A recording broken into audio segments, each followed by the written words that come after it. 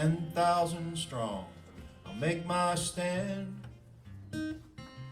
My Union brothers all there with me. We ain't coming home till Sheriff Chafin is hanging from a sour apple tree. I am a Union miner, and I'll work all night and day.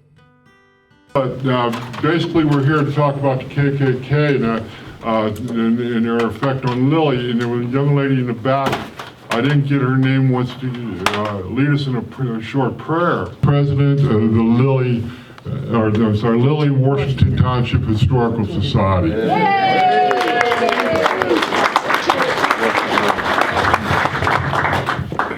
My name is Bev Mandichak. Go bow your heads. Bless us, O Lord, for these thy gifts, which we are about to receive from your bounty, through Christ our Lord. Amen.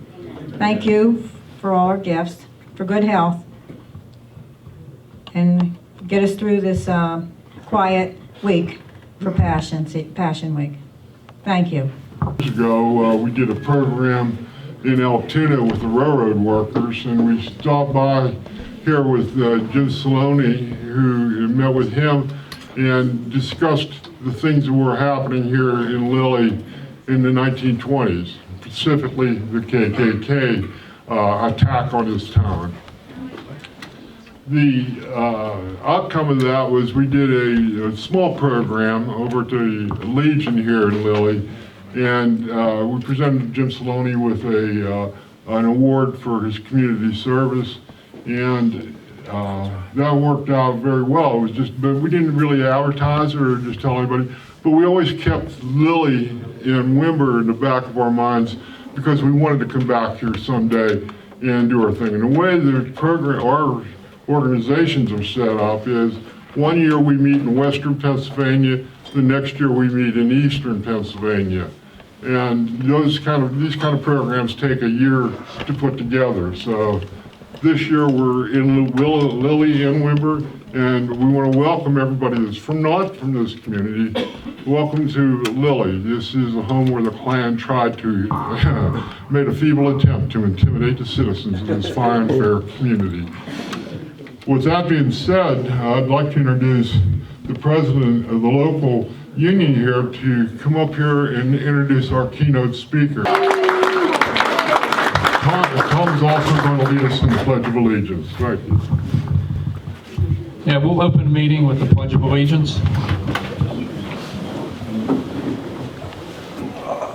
I pledge allegiance to the flag of the United States of America and to the republic for which it stands, one nation, under God, indivisible, with liberty and justice for all. Thank you.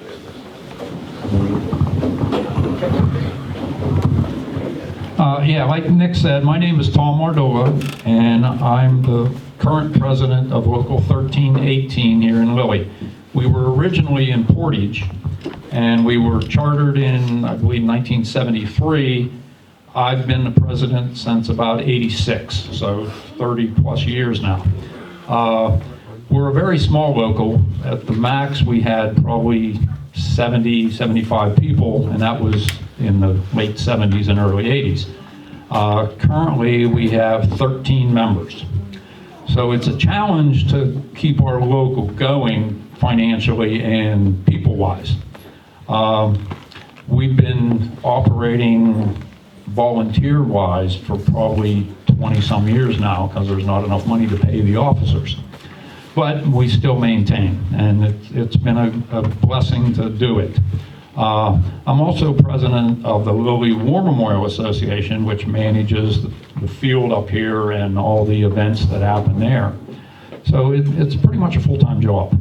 I would like to thank everybody for showing up today. It's nice to see this kind of participation, and everybody has an interest in what's going on labor-wise and history-wise.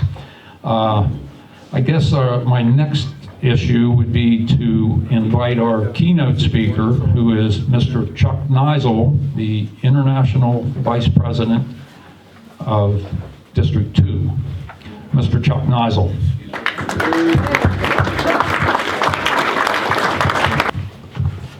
I'm going to shut this off. I don't think I need a microphone. First of all, thank you. I've never been a keynote speaker anywhere. I'd like to recognize I've got the group of guys that work with me. We got Danny Kane, we got Frank Ruddaball. My brother here invited me months ago, which I was honored to even have the opportunity to come and do this. But it's always a good day when people come together to stand against fascism, racism, and hate. It's always a good day. In the world that we live in today, we're this close to falling backwards to where we were in 1924. But we have the will of the people, the will of the coal miners and the wives, and they're just as tough. Probably twice as tough. My mother was married to a coal miner. She was a bank teller. Usually when I tell my friends she's a bank teller, they think that she made a lot of money. No, she didn't make a lot of money, barely over minimum wage. Dad worked in the mines, but Mom was a strong one. Mom had to be there when Dad had to go on the picket lines and deal with the kids. When the strike was going on and Dad wasn't coming home, Mom was there.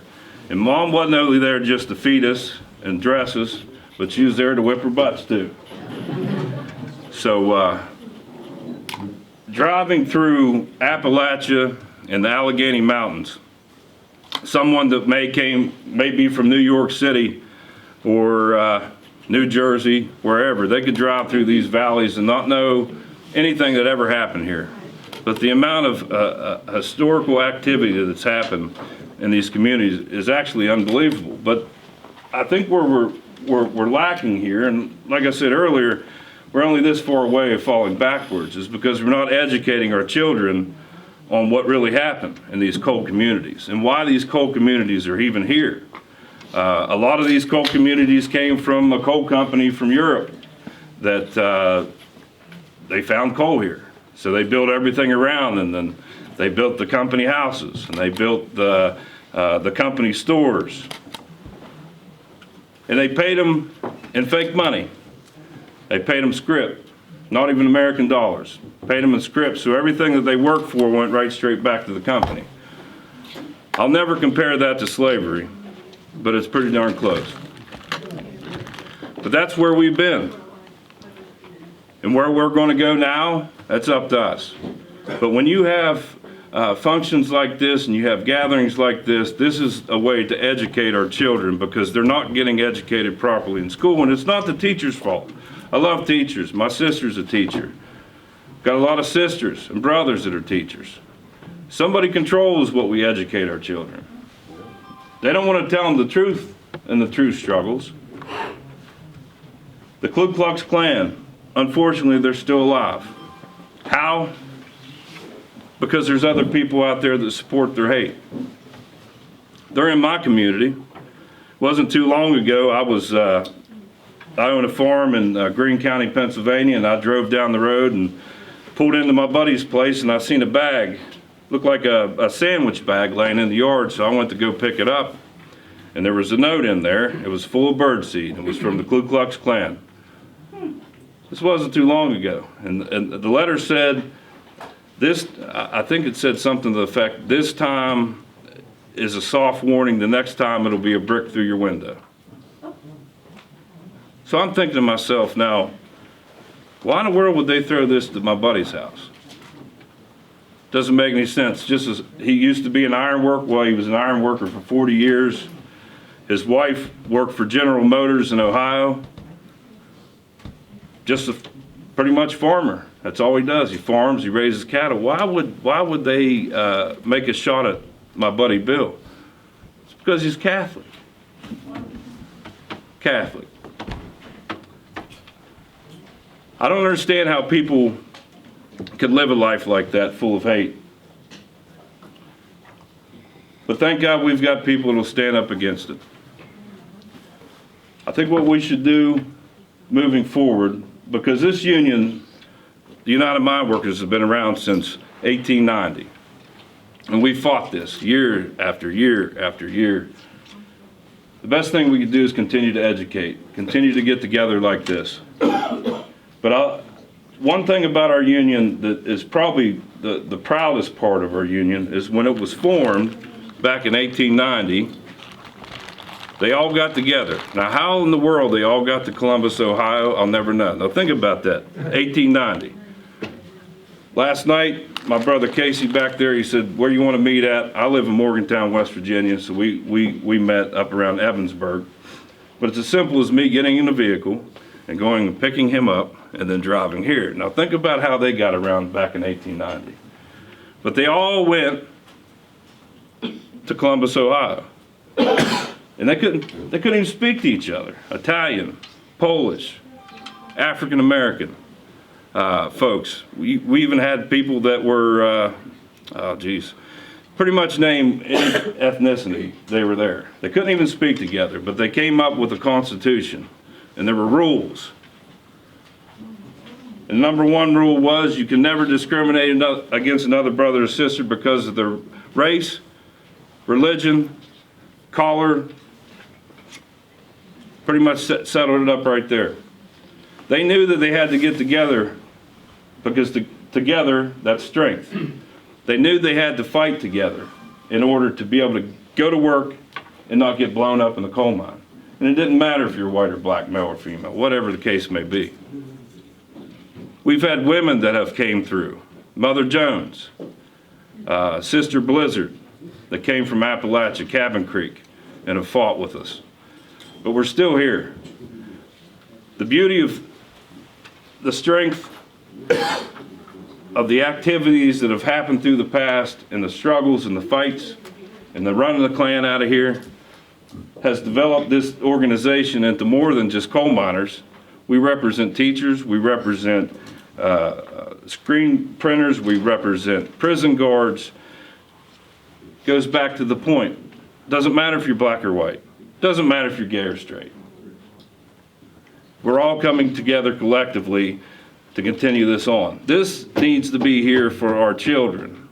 This needs to be here for the folks that aren't even born yet.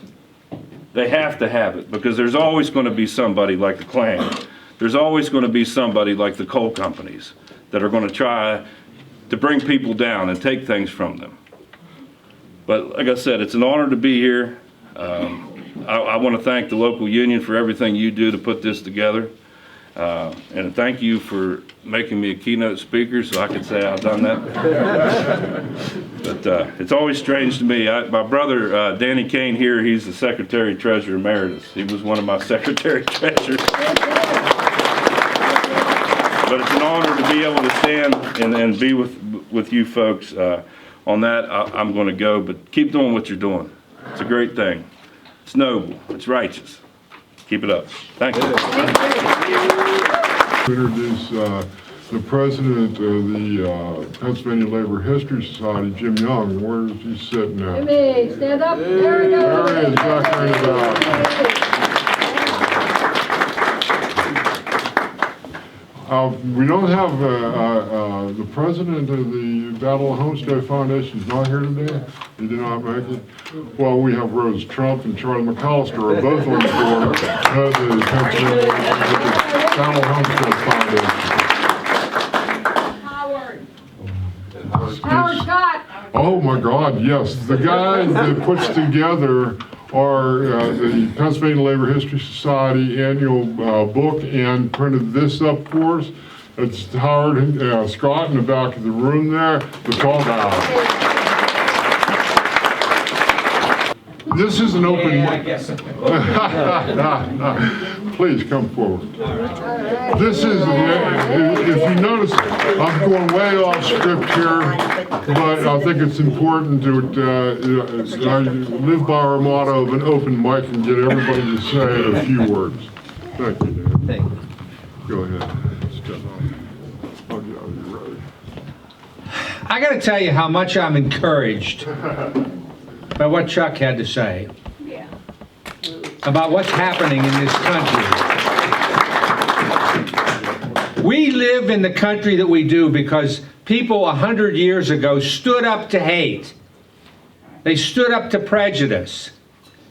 You know, we wind up listening to people who don't have our best interest at heart. I'm tired of people solving problems in this country by telling us who to hate and who to fear. Thank you. It's time to stop. You know, I was looking through some old papers the other day and I found a speech that I made at a district convention. I don't remember when it was. We were in Naniglow. Nick was there. And I talked about the rise of the new right. This was probably 30 years ago. The right wing in this country is getting stronger and stronger, and it's time for us to put a stop to it. An English philosopher named Edmund Burke once said, "The only thing necessary for evil to triumph is for good men to do nothing." That's what's happening in this country. We have people who should know better, and they're just standing by and watching all this hatred brew around us. Well, I'm not going to put up with it. I'm going to take a stand. I'm going to start going to school board meetings. I'm going to start going to borough council meetings. I'm going to start getting involved in everything around the community, and where these people stand up and take a stand for the evil that is out there, I'm going to speak up. I ask for you to do the same. When you hear people talking, about solving the problems of this country by who they can hate, speak up against them. When you're listening to somebody in a restaurant and a bar and they start spewing this hate, tell them about it. Call them to task. You know, there's still a lot of good in this country. There still is. We were a better country when we had more people organized into unions. Amen. And I've been fortunate. When I got out of college and went to work in the coal mines right away, listen, I was thrilled. A lot of people said, "What the hell are you doing working in the coal mines? You just got out of college." I'm doing it because it's organized, it's represented by the United Mine Workers of America, the greatest union on the earth. And it's time we get back to that attitude in this country. That we recognize that everyone should belong to a union and everybody should stand up for what's right in the workplace. So I'm going to get down off my soapbox here briefly because you get me going and I could go on forever. But listen, I want to thank you for everything you do for the union. I want to thank my brother Jacqui Knisell for the kind words. And I feel fortunate to have guys like him and some of the other younger guys who have taken up the leadership mantle in this union now that some of us have retired. Give Jacqui a hand.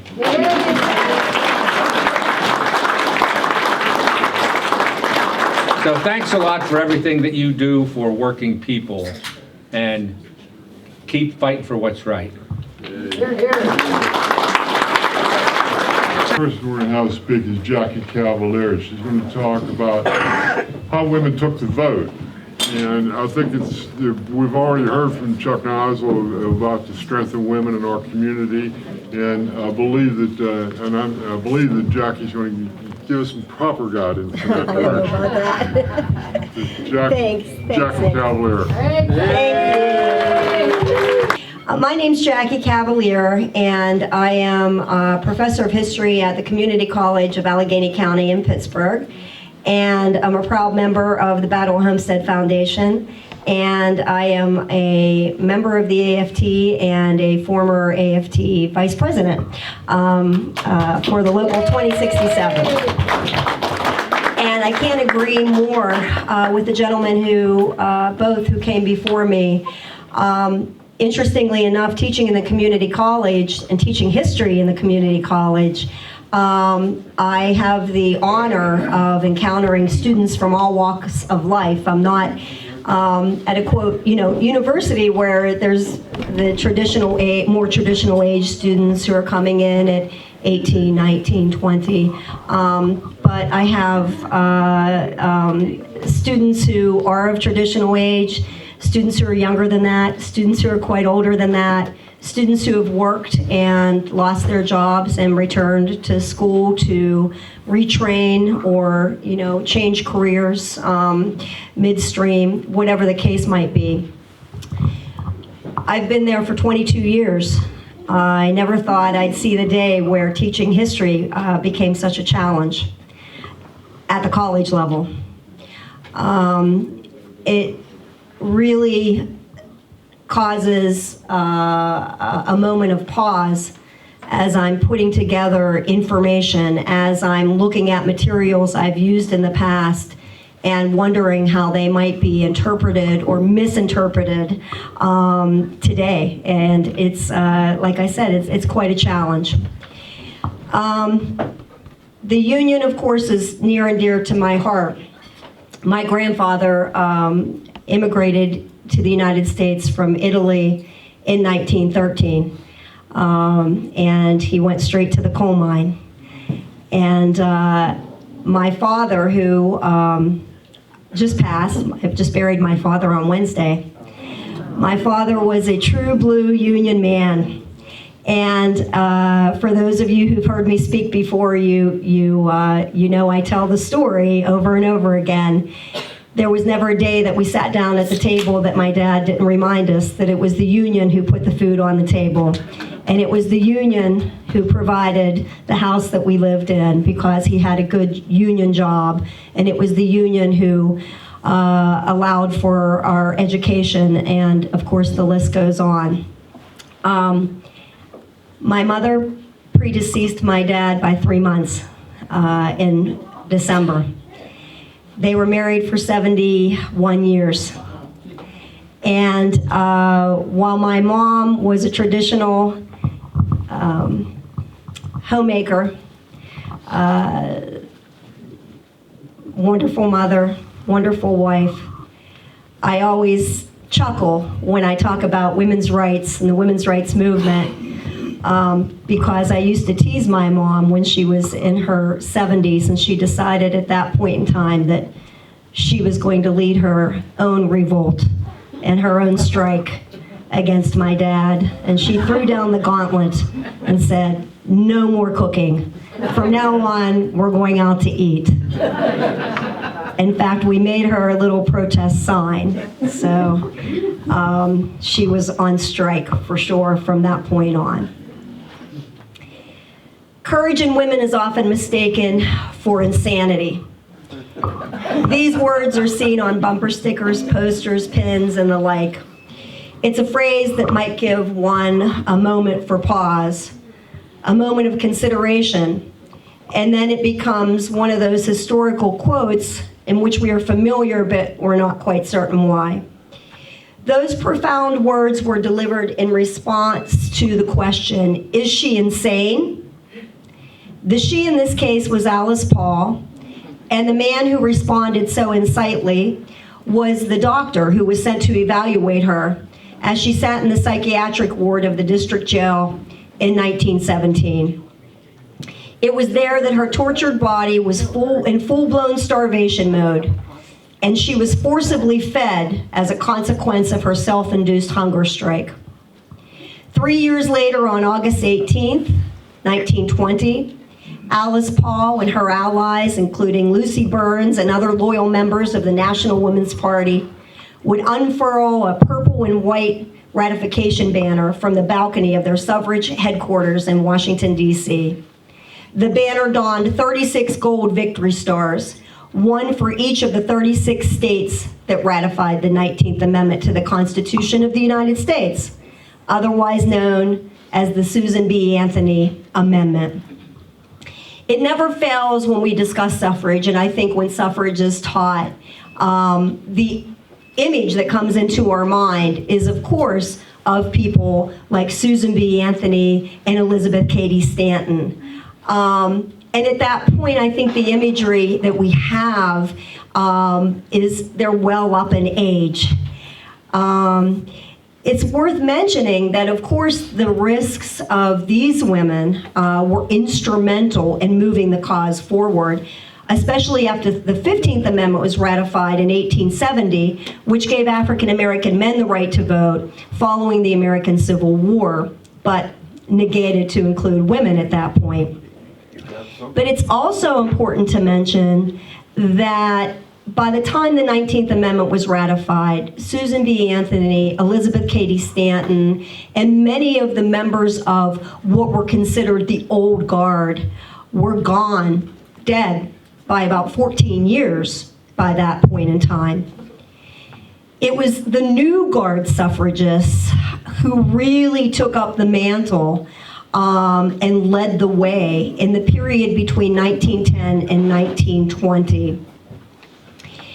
I'm always struck how students really have a limited understanding of suffrage, and it's embodied in Susan B. Anthony. And again, of course, there's nothing wrong with that, but a big piece of the puzzle is left out. Perhaps it's because the amendment itself is her namesake, or perhaps, and maybe more likely, there's a whole other part of the story that's skipped over rather intentionally. It's because that new guard, Alice Paul, Lucy Burns, Doris Stevens, Inez Mulholland, and countless others were willing to employ radical, if not blatantly militant tactics to bring attention to their plight and risk their lives for the right to vote. This approach was often not sanctioned by members of the old guard, and sometimes it was publicly denounced by that group until much later when they finally came on board. For years, the disciples of Susan B. Anthony and Elizabeth Cady Stanton advocated for a state-by-state campaign for women to get the right to vote. It was gradual, and it required tremendous patience. The New Guard, the members of the National Women's Party, championed a constitutional amendment. It was radical indeed at that time, right? A constitutional amendment that would give all women everywhere in the United States the right to vote in local, state, and national elections. Now, there's a little bit of history that's important here, because if we think about this, key period between 1910 and 1920, that 10-year period of time, Woodrow Wilson, who is a Southern Democrat, Wilson was the first Southern-born president post-Civil War. Of course, he was a professor of political science. Wilson was the president of Princeton University. He becomes governor of New Jersey and president of the United States, but he was born in Virginia, okay? So you have the Southern Democrats, right, who were represented once Wilson comes to office, elected in 1912 and inaugurated in 1913. So the strategy of the National Women's Party was very much laser focused on Woodrow Wilson. So much so that on the day that Wilson is inaugurated in Washington, D.C., the National Women's Party and the congressional committee that is formed in conjunction with the National American Women's Suffrage Association, they petition for a permit for a parade. And this large parade of suffragists march down Pennsylvania Avenue and take much of the attention away from Woodrow Wilson that day as he is being inaugurated. This is the first of only many political tactics that will be employed by the suffragists during Wilson's administration. Under the leadership of Alice Paul and Lucy Burns, both college-educated, middle to upper class white women, the National Women's Party worked to mobilize women from different walks of life. Unfortunately, it was a bit limited. But when we think about the intersection between labor and suffrage, we cannot preclude the importance of the 1911 Triangle Shirtwaist Factory fire. That fire is pretty fresh in their minds at that point in time. If you think about it, with Woodrow Wilson being inaugurated in 1913, the fire occurred, of course, in 1911. 146 women lost their lives, most of whom were immigrant women. It's important to mention also that prior to that tragic event, those same women were striking and petitioning for better wages and a shorter workday. Alice Paul reinforced that voting rights, what voting rights meant for women, and especially for working women who were lower on the socioeconomic ladder, a vote is a fire escape. A vote is a fire escape. This statement is attributed to her in popular culture, and whether she actually spoke those words or not, we don't know. However, it is the meaning of that statement that was effectively conveyed through her efforts. A vote was fair wages, a safe working environment, and a voice in the government that would change the laws. In other words, something we all know, a vote was power, and it was power for those who were otherwise powerless in a patriarchal society who made the laws for them. While this effort was a noble cause indeed, the movement did not work in the same manner, unfortunately, to mobilize African American women. Racism ran deep in the America of that time, and especially in the Democratic Party, and it certainly spilled over into the suffrage movement. Mainstream organizations such as the National American Women's Suffrage Association permitted very few African American women to even attend their meetings. In some instances, African American women, African American suffragists, were not permitted to stand up and speak in those meetings and conventions. And the National Women's Party under Paul's leadership had to navigate that racial divide of the Democratic Party through their relentless efforts in lobbying members of Congress. In a strategy that intended to put intense pressure on public officials, it was the intentional choice of the National Women's Party not to alienate Southern Democrats by touting their commitment to black women's suffrage and racial equality. Now, these flaws, of course, did not go unnoticed, and prominent African-American feminist activists, people like Mary Church Terrell and Ida B. Wells Barnett, were constantly, of course, bringing attention. Racial prejudice cloaked in politics had no place in a movement where winning the vote was to serve as an emblem of equality for women, an emblem of equality. Upon the request from Paul and other members of the National Women's Party on the day of the suffrage parade in 1913, the request was that women of color do not march. They do not step in place with their white counterparts.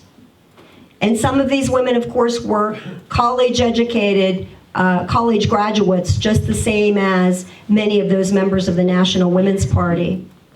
Ida B. Wells commented, she responded on this by saying, "Either I go with you or not at all.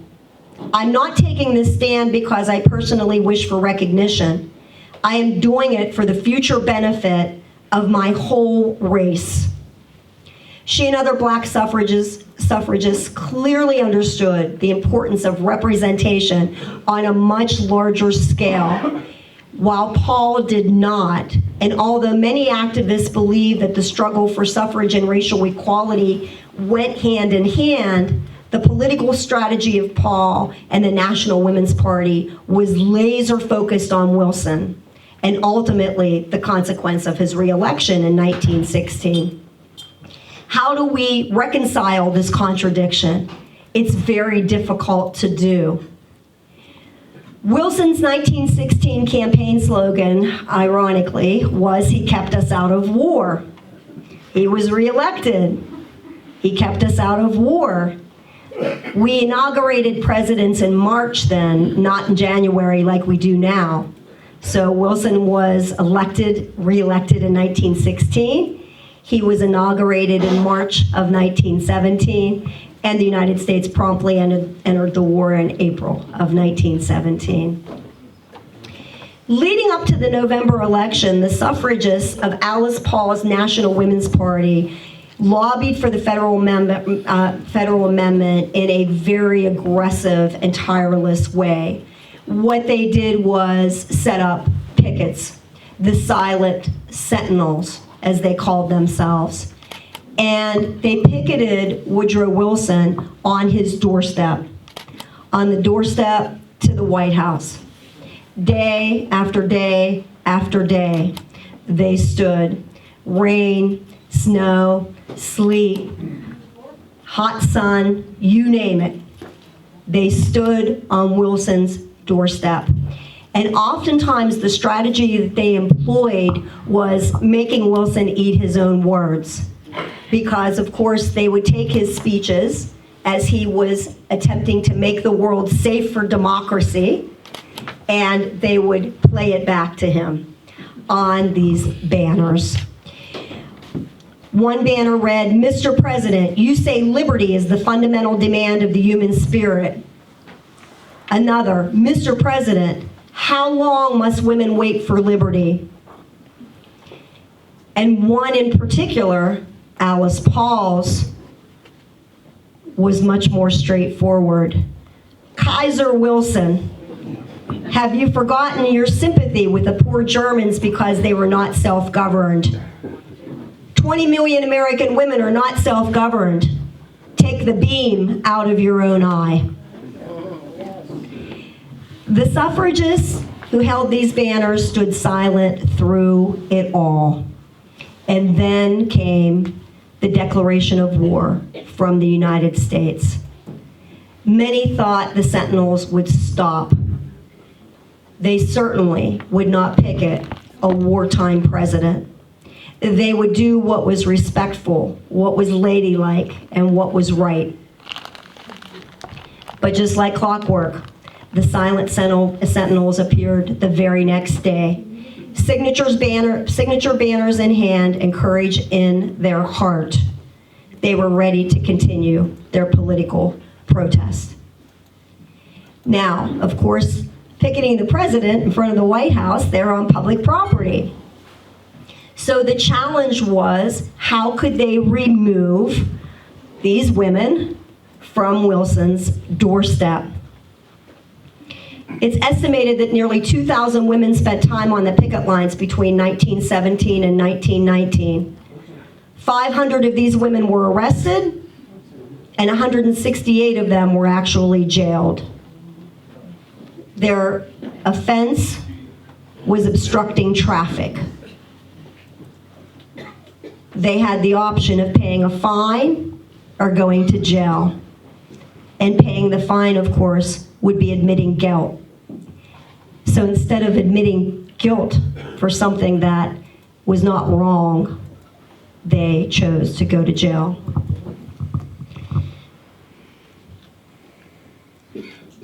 This act, too, was very well organized by members of the National Women's Party under the leadership of Alice Paul. Most of the women ended up in a workhouse in Virginia, but they wanted Paul. And so she remained in the District of Columbia, the DC jail. As a result of their protest activities, the suffragists were stripped naked, beaten, kicked, and chained to the bars in their cells. So horrific was the torture that took place in the workhouse on November 14th, 1917. It's remembered as the Night of Terror. And our friend Bill Yund from the Battle of Homestead Foundation, I did have a wonderful slide, did a fabulous piece of art depicting this. It's worth mentioning that Alice Paul was a Quaker. She practiced the principles of pacifism, social justice, and service. She and Lucy Burns had spent an extensive time in England learning strategic militant tactics from the British suffragists there. Which brings us back to Alice Paul's hunger strike and her psychiatric evaluation as a result. Even in the most weakened state, Alice Paul, through an extremely well-organized network, was able to have notes documenting her experiences smuggled out of the psychiatric ward and delivered to Doris Stevens, who was leading the National Women's Party in her absence. Paul's words were shared with members of the press, who not only published them, but soon enough, Paul and her counterparts were being referred to as political prisoners. So you can imagine there would be nothing worse in the midst of the war, World War I, while Wilson is drafting his 14 points and thinking about how to study and remove the causes of future war and make the world safe for democracy. The depiction that America has political prisoners, of course, would not fare well. This really became a tipping point, and it's one of the most important aspects of the suffragist movement, that wartime protest. We have to wonder, had it not been for the war, had it not been for this pressure, this intense pressure, would we have had the 19th Amendment? Because, at that point in time anyway, because the intense pressure was, of course, on Wilson, and he agreed to support a constitutional amendment. So the first step was the release of Alice Paul and her counterparts. They were later pardoned. And then, of course, the passage of the amendment. On January 9th, 1918, approximately 10 months before World War I ended, Woodrow Wilson endorsed the 19th Amendment to the Constitution of the United States. The House of Representatives followed a couple days later. Passage in the Senate was delayed, and as a result, the members of the National Women's Party took up their banners and started all over again. Protests and pickets in front of the Capitol, the Senate building, and the White House. They expanded their horizons at that point, delivering speeches, engaging in marches and rallies all across the United States. And then finally, in August 1920, Tennessee became the last state to ratify the 19th Amendment. On August 26, 1920, it was signed into law. 3 years ago, we just celebrated, of course, the centennial. One might think that the Crusaders for suffrage took a deep sigh of relief and went on to live their lives at that point, living happily ever after, finally winning that long right to vote. And some probably did, but not Alice Paul. She went right back to work. She's surrounded by herself with other activist-minded women, people like Crystal Eastman. And it was she and Crystal Eastman in 1923 who then authored the Equal Rights Amendment. It's very simply put, equality of rights under the law shall not be denied or abridged by the United States on any account, or any state, on account of sex. In the 1920s, under Paul's leadership, the National Women's Party drafted 600 pieces of legislation, 600 pieces of legislation in support of equal rights for women on the state, local, and national levels, including bills covering divorce and custody rights, jury service, property rights, ability to enter into contracts, and the reinstatement of one's maiden name after marriage.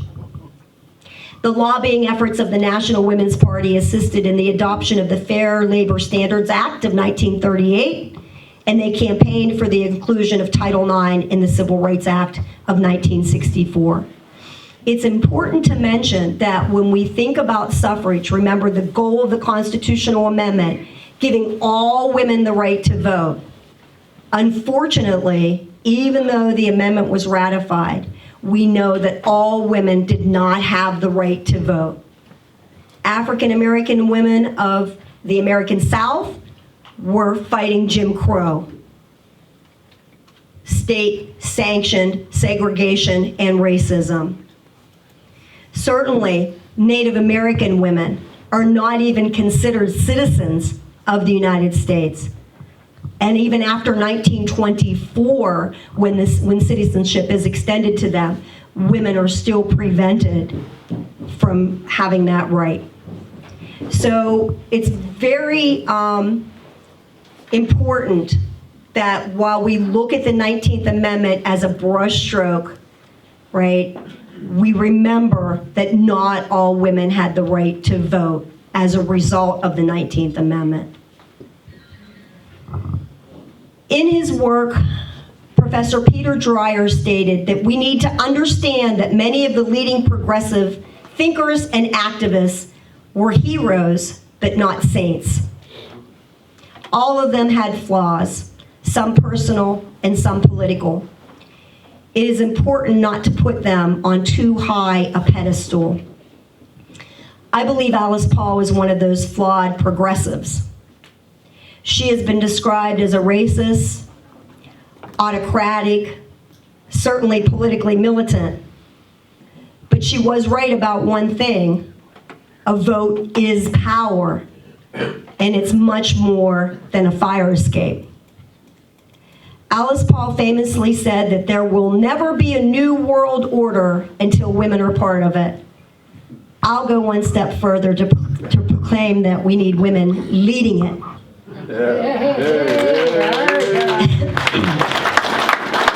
Our journey is far from complete, but the important thing is that we have the intersection of organized labor, those advocating for women's rights. If we think about equal pay, if we think about gender equity in the United States, racial equity in the United States, if we think about women's reproductive health, if we think about the fact that we are looking at an industrialized country with one of the highest maternal mortality rates, what is wrong?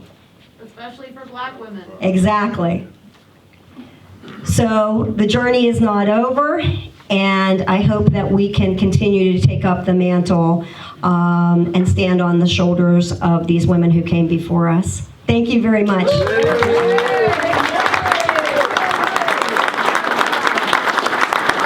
like to make a comment. That was a great presentation. There's a wonderful movie, Iron-Jawed Angels. Yeah. That if anybody, because you couldn't see what they were doing there on your screen, but Iron-Jawed Angels, it's a movie, it's been around for, let's say 12 years. But it's a wonderful depiction of Alice Paul and the silent sentinels that were at the White House. If anybody wants to look it up. Thank you. I just want to add too, the PBS, the American Experience, has a two-part documentary. It's quite lengthy. It's an hour and a half each part, so it's a total of 3 hours. But it's called The Vote, and it was done for the centennial celebration. But it really delves using a lot of, primary footage and documents and so on and so forth. But it also looks at, of course, the racial disparity as well. So it's a great documentary, and you can watch it streaming on PBS. Thank you, Jacqui. Certainly appreciate it. The Union miner, and I'll work all night and day. I am. At this time, I'm going to have Rose Trump, who's a member of the Battle of Homestead Foundation, board member, also a union organizer for, which local union was that now? SEIU 585. SEIU 585, actually one of the largest locals unions in Allegheny County. Rose, would you please? Thank you. Would you please introduce our it's my pleasure. Kipp Dawson is up next. Kipp Dawson is now a Mother Jones, and so is Jacqui Cavalier. We gave her the award a few years ago, and I want to share with you that both Chuck and Danny's presentation, as well as the reinforcement of these women's remarks shows and demonstrates why unions do make this a better country. We not only talk about wages, hours, and conditions of employment, but we do talk about the need for education, for the health of our children, for health care, for issues of equity and and avoiding racial disparity and not discriminating on the basis of religion.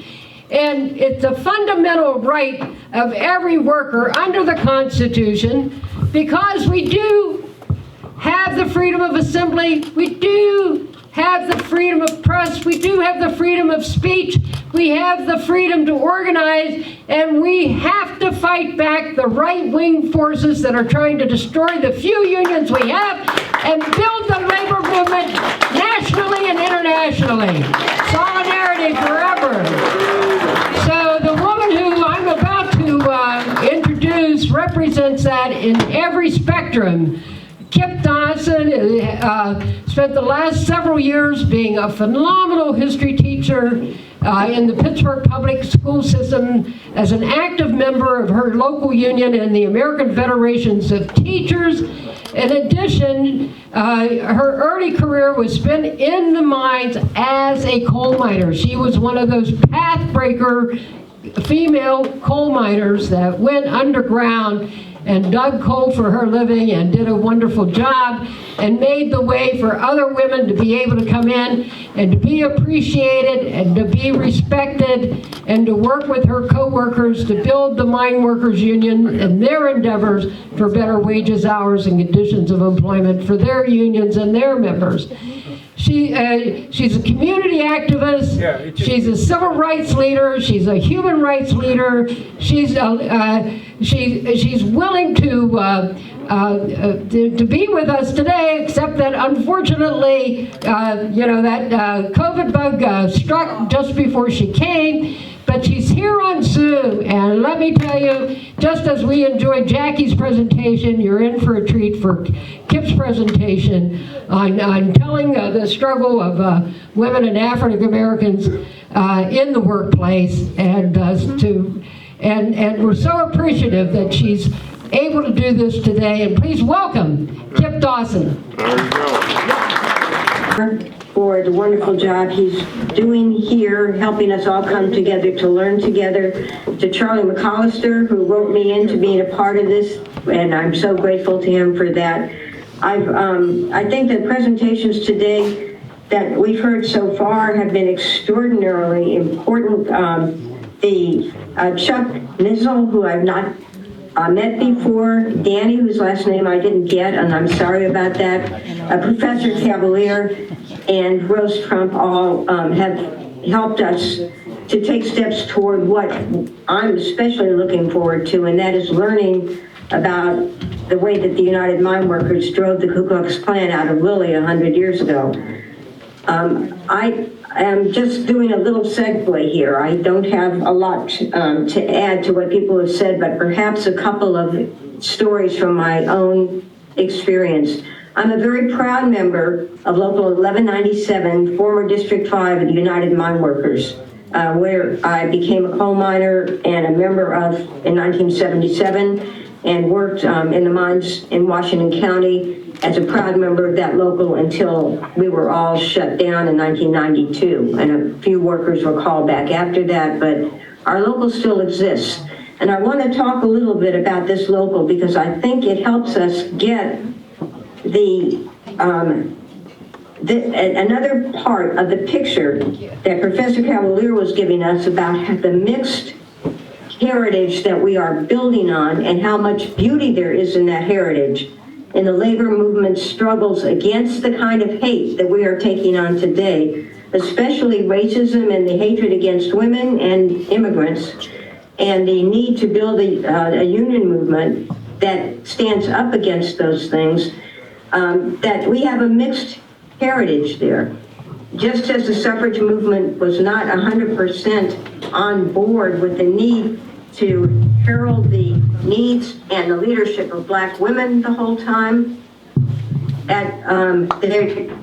we have learned how absolutely essential for women's rights it is that from the very beginning, women of color, black women, indigenous women, immigrant women, Latinx women be a part of the leadership of the struggles if we are actually going to be able to pull together the solidarity that we need and that the union movement so represents in order to take on the hatreds that come against us.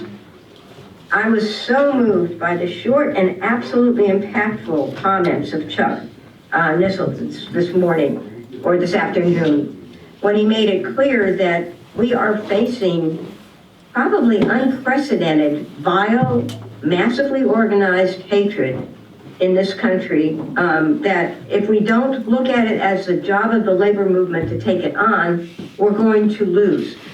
We're going to lose.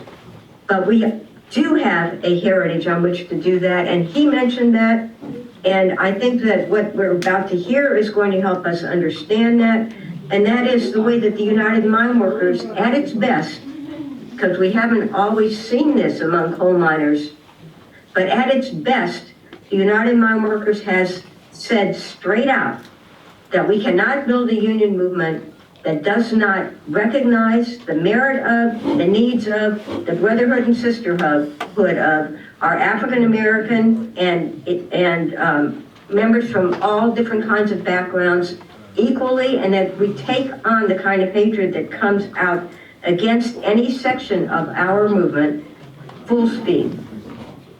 Probably you all are familiar with the Battle of Blair Mountain, where miners put on red scarves, red handkerchiefs around their necks in order to take on the coal operators in the bloody war that happened 101 years ago there, to put down the United Mine Workers Union. And they had to wear those red scarves because the miners spoke so many different languages and didn't know how to communicate with one another in words.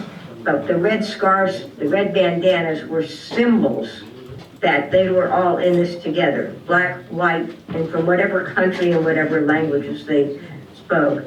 That's a heritage that has stayed alive in our union, and we're going to be hearing a graphic example of how the Ku Klux Klan, one of the hatred groups that was so prominent 100 years ago, and which Chuck helped us to realize is still around today, and other haters would try to divide us along the lines that we will not be divided along. We have to recognize that there is racism and fear, and there is misogyny against women as well in many of the communities in which we live and work. But when the union collectively stands up against those things, we can do the job that needs to be done today to protect workers, women, our children, and each person who tries to make a living in this country when we stand together against that kind of hatred.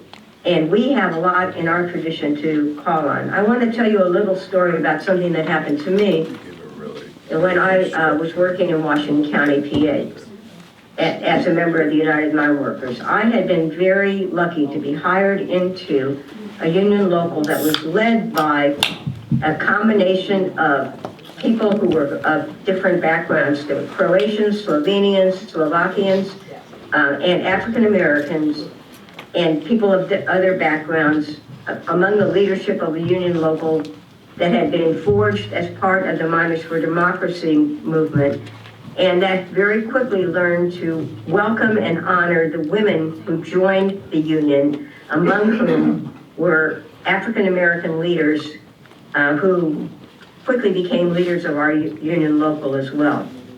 So it was an easy thing for me to do when, on my way to work one day in 1989, I stopped at the store down at the bottom of the hill that was led up to the portal to our mine, and there was a telephone booth there.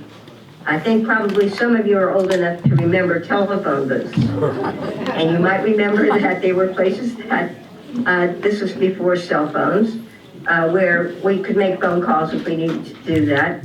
And I went into the booth, and there I was surprised to see a stack of leaflets. Well, I was excited. Usually the union would put out flyers for things that were going to be things that I wanted to let people know about, but that's not what these were. These flyers had ugly, racist, and anti-women pictures of apes and a demand that we get together against the N-word who are trying to take over in Washington County, Pennsylvania. The target of these leaflets was the Mel Blount. Mel Blount was a Pittsburgh Steeler who was building a youth home in Washington County for young guys, for kids who needed a place to go to get past the prison pipeline that they otherwise would be sent into. Kids. And the flyer that was in the phone booth there was calling attention to the fact that some of these children who would be coming to get that kind of help were going to be African American children. And it was intended to raise up a racist anger that such a thing would be happening there. Well, I knew what to do with those flyers because I was a member, gosh darn it, of the United Mine Workers of America, which did not stand for that kind of thing, which was led in part by African American women and men and people who were children of immigrants from all over Eastern Europe and Southern Europe as well. I knew that if I took these flyers to my local union, they would do something about it because they were, gosh darn it, were the United Mine Workers of America. And the idea that an injury to one is an injury to all was real. And I also knew that the women of my local were going to be among the people most anxious to turn around this attack on their sisters and brothers in that area in the name of our union. And was I right? I definitely was. I went into the lamp house with one of the flyers, went to the locker room of the women at first, and we together went and talked to our local union president, who was standing out in the lamp house as we were getting ready for the shift change. And he immediately saw this flyer as a threat to our union. It didn't say anything about the United Mine Workers. It didn't say anything about taking on labor. But taking on the black people in our community was, in his eyes and ours, an assault on what the union stood for. And immediately he called around other officers of the local, and we as a local of the United Mine Workers took this on and helped to organize a demonstration against the Ku Klux Klan in Uniontown, Pennsylvania in 1989, soon thereafter, joining with other unions, including Rose Trump's union, the SEIU, and others who were similarly up in arms against this assault. I'm raising this because there are times when people look at the United Mine Workers and areas in which we exist and assume that our members are going to not be so great about issues of race because our members live in places where there is a lot of racism. Well, there's a lot of racism in much of the United States today.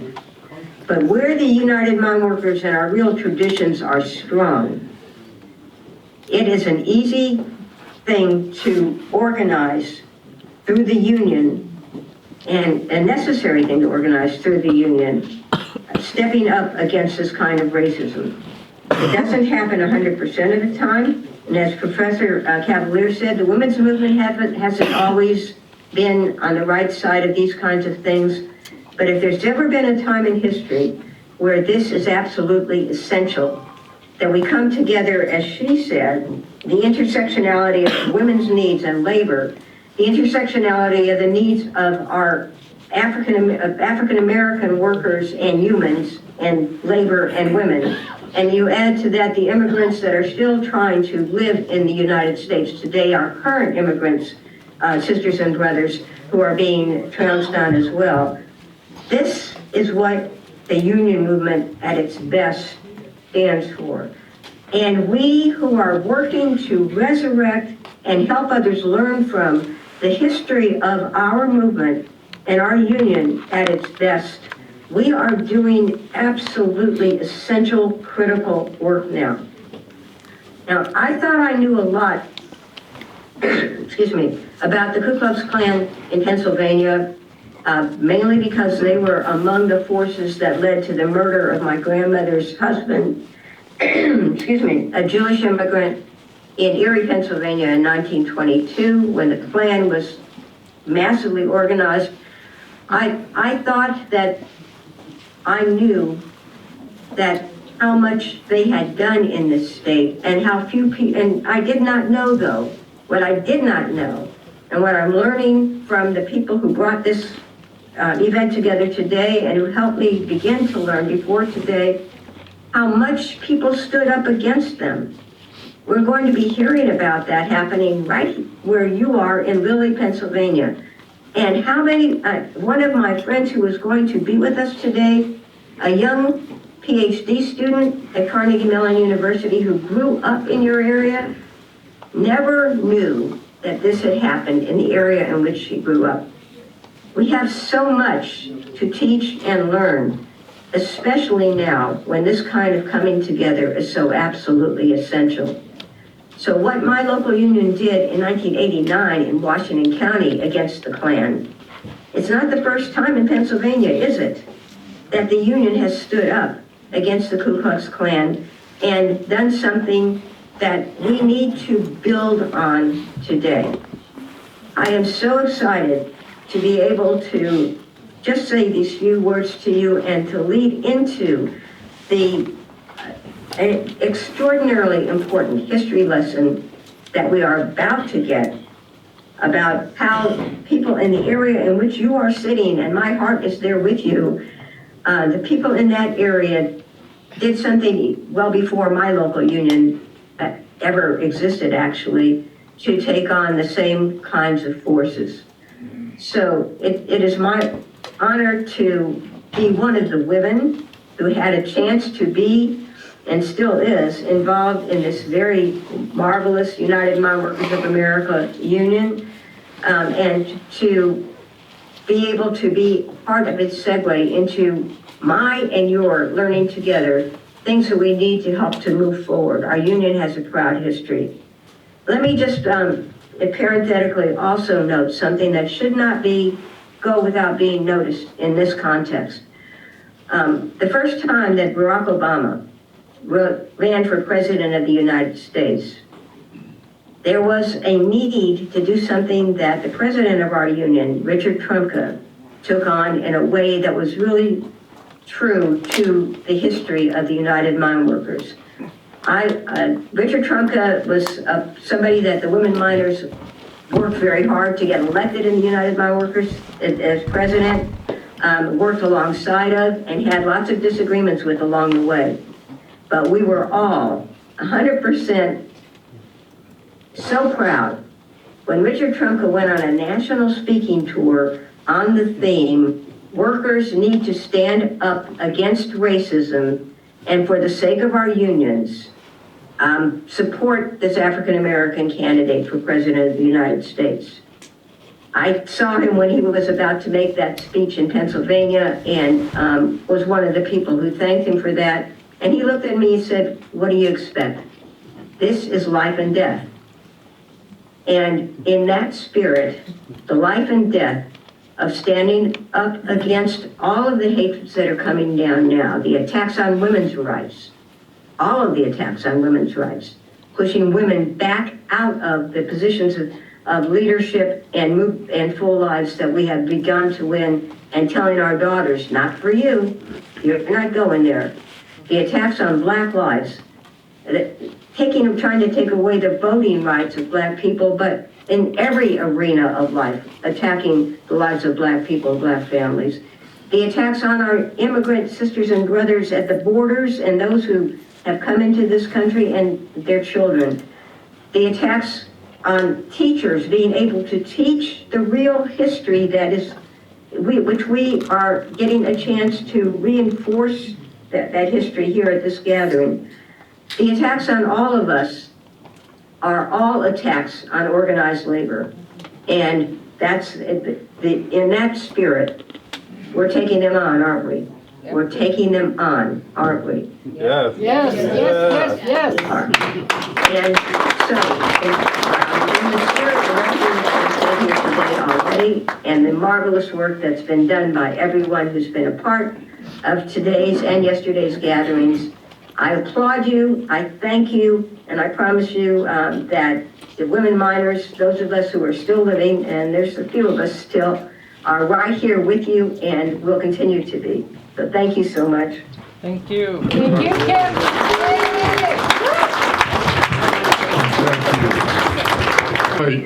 We had an executive board meeting with the Pennsylvania Labor History Society.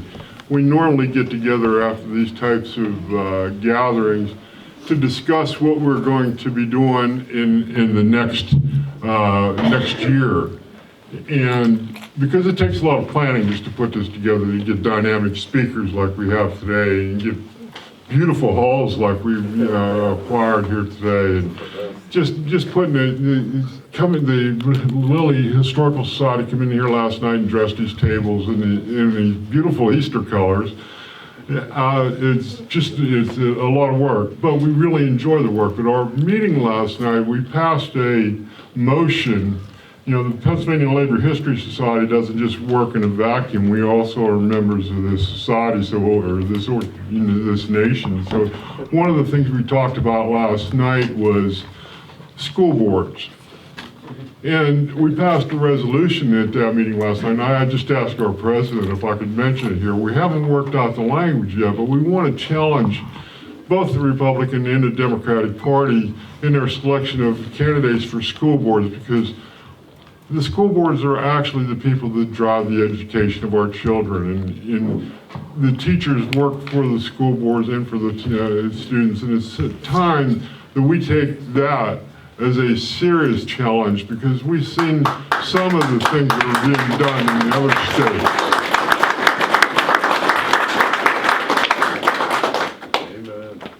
Our next speaker is going to be Joe here. He's going to talk about the KKK. And Joseph Szalanski is a member of the Battle of Homestead Foundation, and he's going to introduce give us his background and talk about the KKK. And I want to remind folks, the one thing you always got to keep in the back of your mind, the KKK doesn't always wear sheets and robes. They come in three-piece suits also. Yeah, my name is Joe Szalanski, and I'm a member of the Battle of Homestead. I wrote a book many years ago about when my grandparents came from Europe. And one pair came from Poland in 1910, the other set from Italy. And I knew the history, and I remember the talk about the Ku Klux Klan after immigrants in that era. Try to give a little bit of history of how we got to here.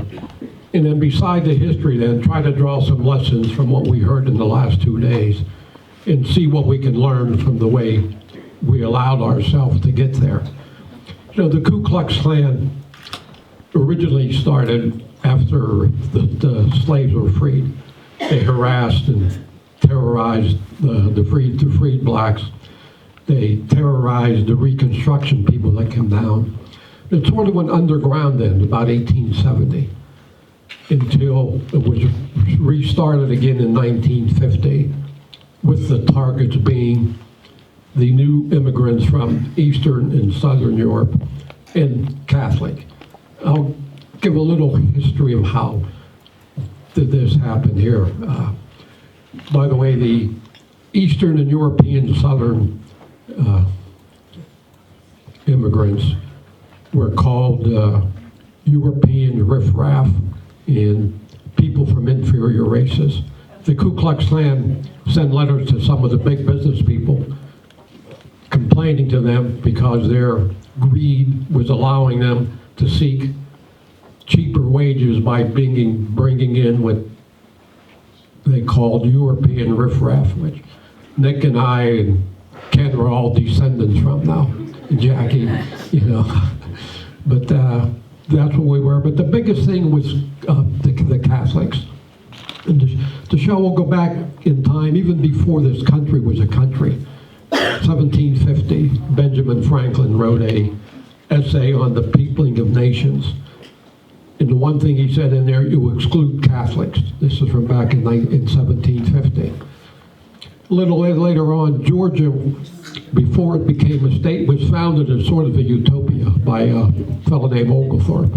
He wanted no slavery. He didn't want big plantation owners. He wanted people to buy land and work themselves on it. The other thing he didn't want was Catholics. No Catholics there too. So this was always in sort of the DNA of this country.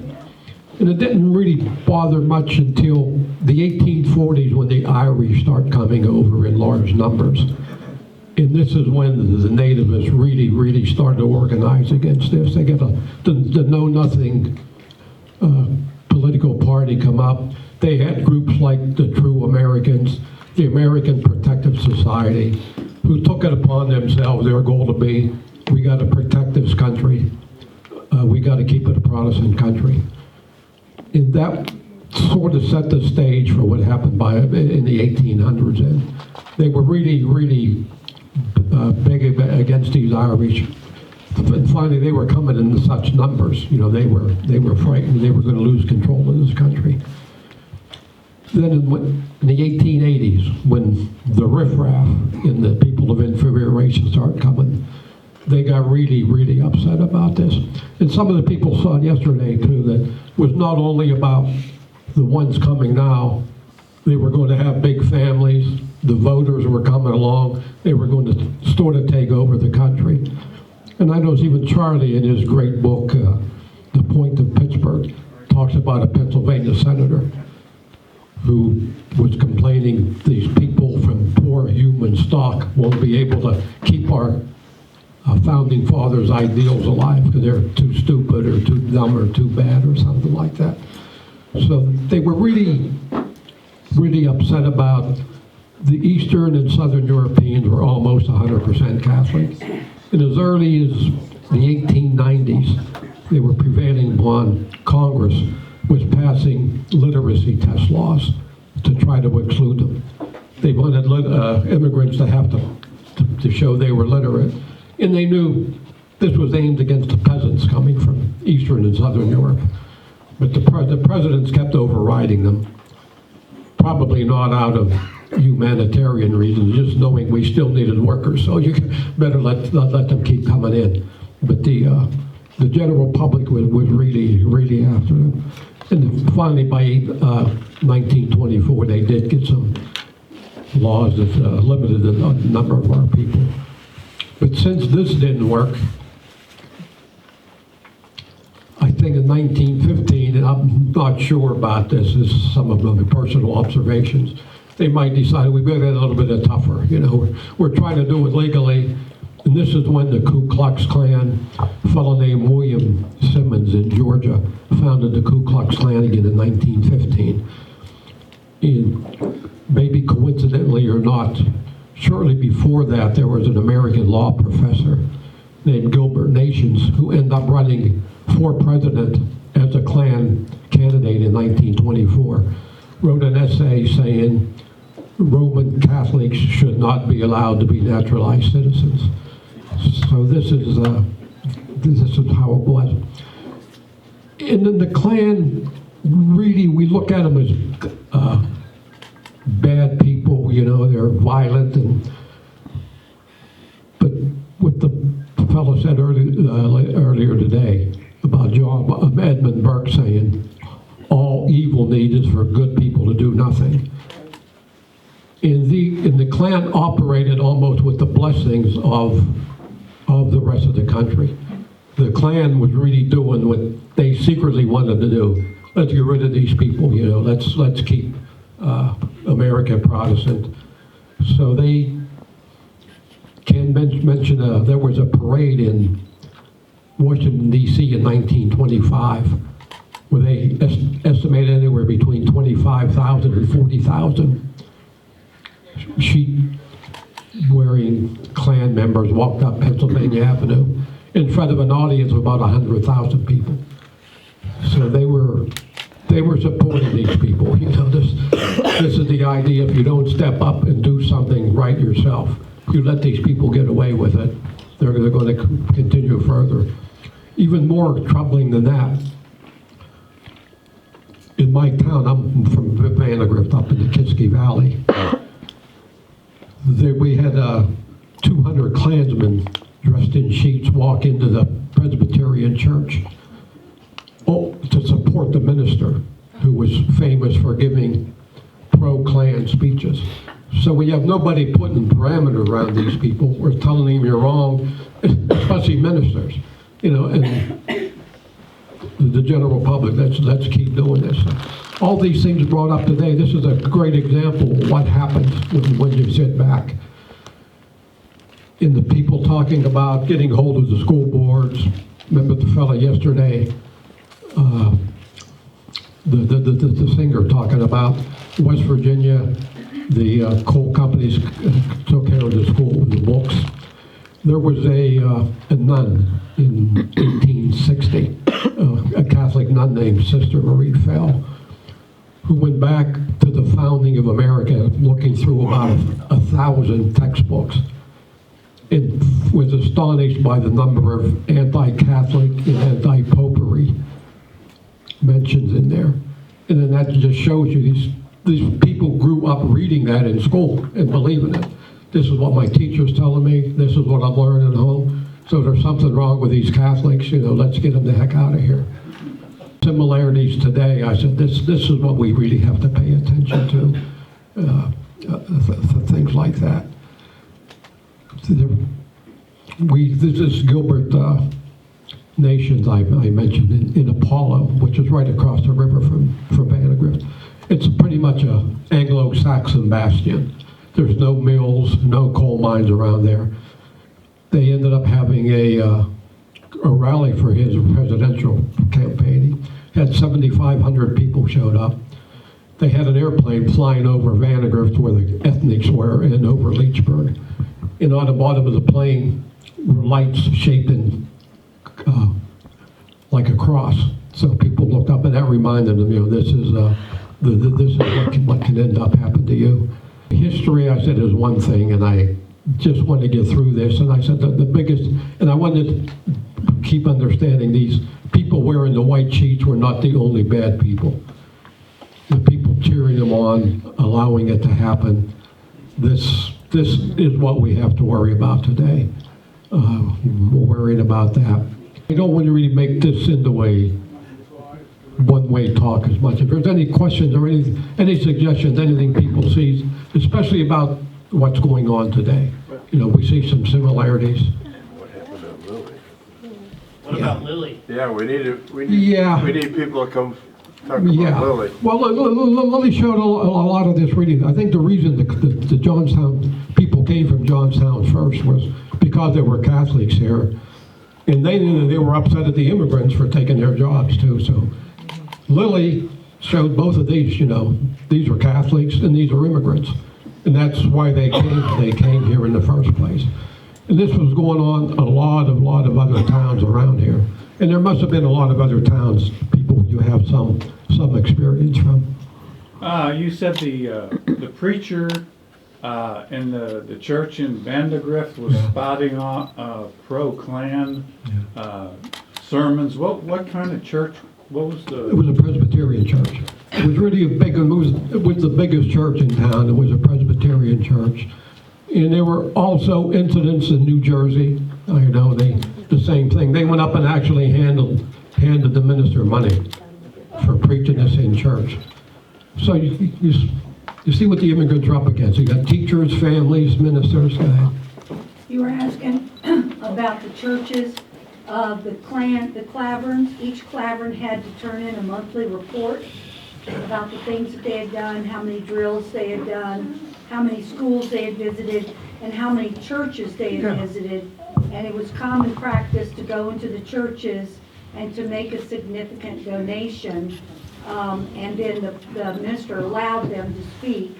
But they also then, it was policy that Protestant ministers had free membership in the Klan. So it's pretty widespread practice. Yeah, that was, I read that about other places, that's what they did. But that began to show they were supported by the public. And if you'd read some of the recruiting things they put out, there was one do you know? And under these things, one of them was World War I was started by a secret pact by the Pope. And they had the people scared that they thought the Pope was going to try to take over the world. That was the thing of the Catholic Church. And, you know, Al, this is an aside, Al Smith, a Roman Catholic, finally got a nomination for presidency in 1928. And I always thought that it might be a good thing that he lost. You know, if it had won in 1928, you talk about being seated the next year in March. In October, the stock market crashes, then you have a depression. If the Pope can start World War I, he can sure as hell start a depression. You know, so that Pope works pretty fast. You know, he was only in 6 months and he already ruined the country. But the people believed it. I said, that's what they had in school. And when that nun did it to check in school, she thought she was trying to see how it was going to affect the leaders. You know, how are they going to lead by reading this? But well, I always thought how it affected just the ordinary person. You know, because they had nothing in school every year, at home, at church. And the natural conclusion was these Catholics and these Eastern and Southern Europeans are just no good. And we got to find a way to get them out of here. Yeah. You mentioned about the issue being beyond the white robes and the white hoods, the Ku Klux Klansmen. A Johnstown attorney friend of mine years ago had mentioned to me that that he felt that especially for black people in our community, that the issue was more detrimental to them was the issue of those in black robes who were standing up supporting a criminal justice system where there is no liberty and justice for all. When people stand and talk about and parrot that comment and pledge allegiance to justice for all, they need to be saying justice for all who can afford it, because justice is a commodity in this country in a big way. If you have money, you can have justice, but not without that. I'm a big fan of the Godfather movie. The book starts out with Amerigo Bonacetti sitting in courtroom number 13, waiting for justice, which he didn't get because the other people bought it off. But that, yeah. Go ahead, Joe. Well, yeah, if I can follow up on what the brother just said, if you want to hear crackpot political thought, just read the editorial and op-ed page of the Wall Street Journal. Yeah. Okay. But having said this, I want to point out, I want to mention two points that I know of where the United Mine Workers of America did themselves proud. The first was in 1912, when there was a district convention of District 5, I believe, in which the miners local of Grove City, Pennsylvania, of all places nowadays, but not then, introduced a motion against imperialism and war. A motion which I believe passed. A record of that remarkable that the miners should have passed such a resolution. No, they weren't the only union in the country that did so, but still. Okay. Fast forward to 1969. I was just beginning work in the history department of the University of Pittsburgh when I had the idea that it sure would be nice to have a May Day demonstration on the steps of the University of Pittsburgh Cathedral burning. Okay, well, I don't think there were that there ever were any May Day celebrations on the steps of the political on the steps of the Cathedral of Learning, but a number of folks thought it was a good idea and should go for it. But I was new to Pitt and to Western Pennsylvania and to the politics of the Pennsylvania Union, so I really didn't know who to invite to be our speaker at this at such a rally, but having very good advice and advisors, somebody suggested that Joe Yablonsky of the mine workers be our May Day speaker. Good, sounds good to me, and should. So we asked Joe Yablonsky if he would come, and he said yes. It was. You were here first, yeah. Joe Yablonsky. Just a couple of seconds more. Joe Yablonsky gave the best speech I have ever heard in my life as to why the Vietnam War, which was still raging in '69, was not in the interest of American working people and their families. And if he wasn't right about that, he wasn't right about anything. And once again, it was the speaker from the UMW who put it succinctly and put it the best. 2 weeks later, he announced for challenge Tony Boyle. Sorry. So yeah, thanks for sharing that history. It's I grew up just like Kipp's colleague at CMU. I grew up in this area. I went to Penn Cambria High School, and yeah, we didn't learn about this in school. And I went to Pitt. Professor White was one of my professors, and you know, it was not taught at Pitt. This is just history that's been lost. So I'm really glad that you know, Yeah, when I said about that nun, you know, you get hundreds generations of people just growing up without knowing anything about this.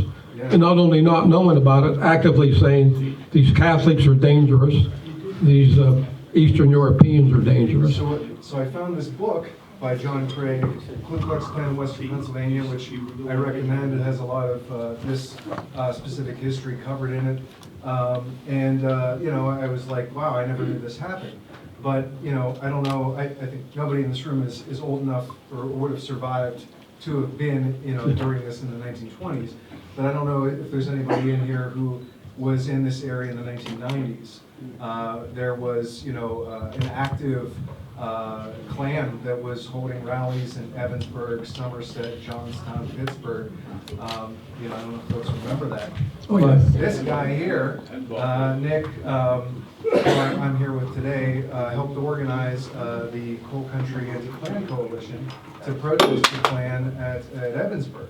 And then, you know, Larry was there at Somerset, and so, and Franco Harris protested. Franco did, yeah, Franco did. He was sleeping on the steps, yeah. But that's what you know, you can't have 100,000 people cheering him down Pennsylvania Avenue. Yeah. That didn't really put any parameters on there. I think, you know, what Chuck said in the beginning, right, that there's still a fascist element, I think we need to remember. Oh, yeah. And, you know, just think, you know, what can we do to continue to confront this? They're still around. What about the killings in Lilly by the Klan? Can you speak on that a little bit? Trainload of Klans members from Johnstown came in. I think it was caused by whether they were some immigrant steel workers, the mine workers, evidently took jobs of some Klans people. So that's what precipitated it. Gentleman here, his grandfather was? Grandfather right over there on the right for the two miners, and that was his next door neighbor.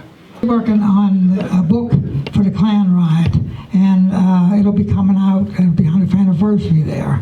I have personal interest because my dad was one of the Lilly persons that got in jail. He always said that he was innocent, so I decided, let me look into that. I did get the 1,600-page court trial, and I'm working on all the other information around, and it'll be a chapter on the case for and against Carl Fees. The one thing I can add, what he said, not about the Klan then, 1924 was a Democratic convention, and there was a big fight who they would list as hatred organizations, and they wanted to put the Klan in there, but over the fight they weren't put in there. So the one thing, watch for the book, the one thing I got made, and a thing that we dodged the bullet, basically, on the Klan riot. The thing that I was shocked to see, when the Klan came into town, they were very law-abiding. And the people, when they were going up to the field, people were cursing them, throwing stuff at them and everything. When they got up the field, the only incident that they had was when someone tried to win stop broken, stop them burning the cross. He was hit a couple times. But had the town not done anything, they would have got back, got on the train, and got away with it. So, and I got many more things that'll be interesting. So the book goes in more detail. In closing, I'm saying basically that this is not, as a graduate of St. Francis College with a degree in economics, most of the things that have been written haven't really looked into the economy of the situation, how it affected and what it did to make the environment ready and ripe for this to happen. So anyhow, watch, and it'll be something in the paper eventually when the book's ready to go. And I hope you'll be interested in getting it. So I thank Nick for coming. One other thing I want to mention: we lost two great leaders this year. My good friend and basically Don Colvon. You probably all know Don, and Ernie Ernie Acevedo. For about 4 or 5 years, I would go to the Cambridge County Fair on Labor Day, and the three of us would work the booth up there. So, unfortunately, in closing, union things, having stood on the picket line for 17 days myself, I remember that.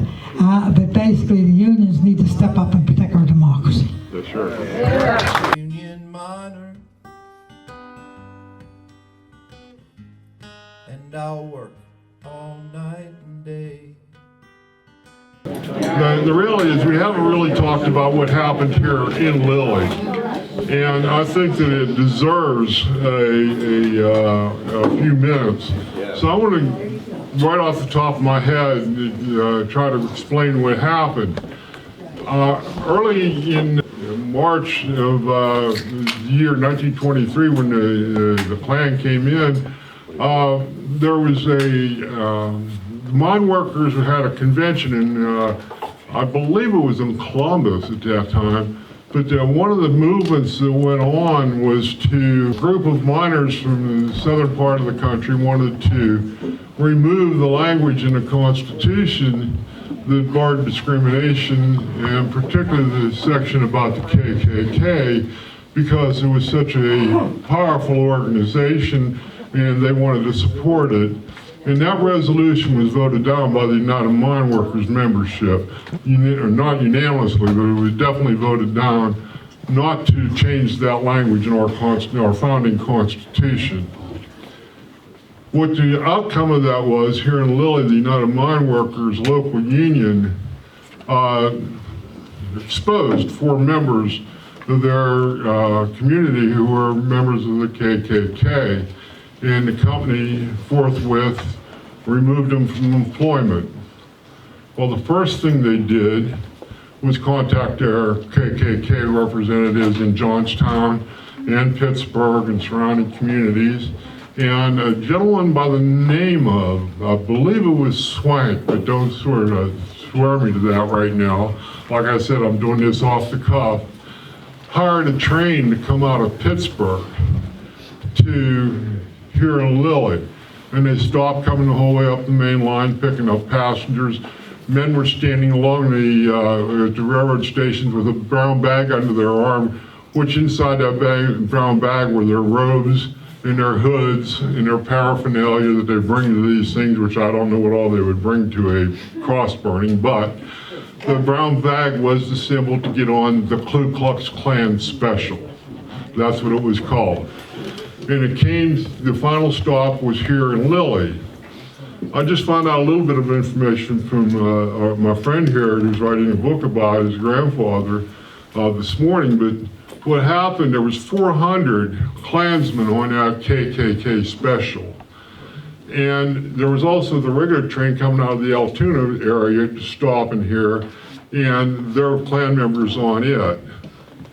But that, obviously, because it was a regular scheduled train, it was stopping and then moving on, so they had to figure out how they were going to get back to Altoona, but that was their problem. The people came from Greensburg, Pittsburgh, Johnstown to here. When they got off the train, they got off in their robes and they formed a rank of 4 men across and started marching towards the hillside to burn their crosses. And the lights went out in town. The thing that was happening in town at the time, there was a group of ball players, basketball players, who were going to have a tournament here in Lilly, and all of a sudden the lights went out in the town. Everybody up until this time, until I was told today, we thought that the lights were put out by the Klan, but it was just the opposite. It was the lights were turned off by the citizens because they wanted to confuse the Klan and get them scattered. But that didn't work out. They made it to the hillside. They had their rally, burnt their crosses, did their dances or jigs or whatever the heck you do up in the side of a mountain burning a cross. I don't know anything about that stuff, but anyhow, once they got done with their rally, they started marching back through town. What happened was people in town, mine workers and the citizens, decided to get out a fire hose and hose them down as they walked through town. Well, that didn't work out so well, and as naturally as things progress, what happened was insults were thrown, then fists were thrown, then rocks were thrown, and then bullets flew. And that's exactly what happened. And 3 members of this community were shot. And I believe there were 3 killed, if I'm not mistaken. And then the Klan got back on the train after all this, the confusion and all the rioting ceased, and they finally got back on their train and headed back down the tracks. As they were heading down the tracks, they started throwing out their guns and stuff along the railroad tracks, and the kind citizens of Lilly, being environmentalists they are, proceeded to pick them up. That was what happened here in Lilly.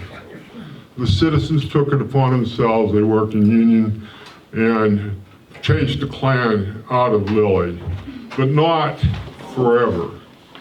The Klan 30 years ago had a rally right out on Route 53 here as you're coming in from Crescent in the field on the left-hand side of the road. There was probably, maybe a dozen Klan members showed up in robes. And, and I said early on, the Klan doesn't just walk around with hoods and robes on. They do wear 3-piece suits, and they do run for political office in this country. We just came through an election where we had Klan doesn't go by the KKK much anymore, and you got the Proud Boys, and you got, I think I counted from the Southern Poverty League, just in Pennsylvania alone, there's 20 confirmed hate groups throughout the state of Pennsylvania, 20, and that's just what we know of right now. And they go by all different names and titles of Christian nationalists. They want this to be a Christian nation. That's what their claim is, but basically what they want to do is take away your right to vote. I mean, that was the primary move in this last governor's election. They wanted to have the authority to take away a citizen's right to vote. So our fight continues constantly. This isn't just meeting in this hall and talking about what happened 100 years ago. We're talking about what's happening here today and trying to raise the consciousness of everybody that we need to work in solidarity. I mean, we're not going to, the Pennsylvania Labor History Society, the Battle of Homestead Society, we're not going to pack up and go home. Hell, next year we're already planning on having our meeting down in southwest Pennsylvania to talk about Miners for Democracy. if you all should remember that, the older miners that are here remember what the MFD was all about. We wanted the right to vote for our presidents, and we fought for that. We fought in the streets of actually Lilly. A friend of mine, Chuck, Cup Thrower from down here in Jimtown, told me stories about how he got accosted for fighting for MFD in Lilly. So, not Lilly, I'm sorry, in Portage. But anyhow, that's the issue we have to deal with. And the one person I really want to bring up here is I've talked to this young lady on the phone any number of times during this process of setting this program up, who's the president of the Lilly-Washington Historical Society. And during those conversations, she started telling me stories about her family and how the Klan, her stories of the Klan and what happened to her family here in this town. So would you please come forward and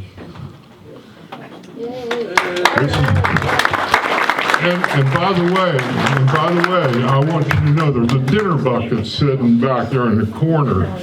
And what that dinner bucket is for is this historical society is a self-funded group. There's no grants or anything. This is a community group that recognizes their own history, and we'd like you to pass the dinner bucket and chip in to support the historical society. Yeah. Back in 2003, Jim Saloni was the force behind it, but Jim decided to apply and establish start a historical society.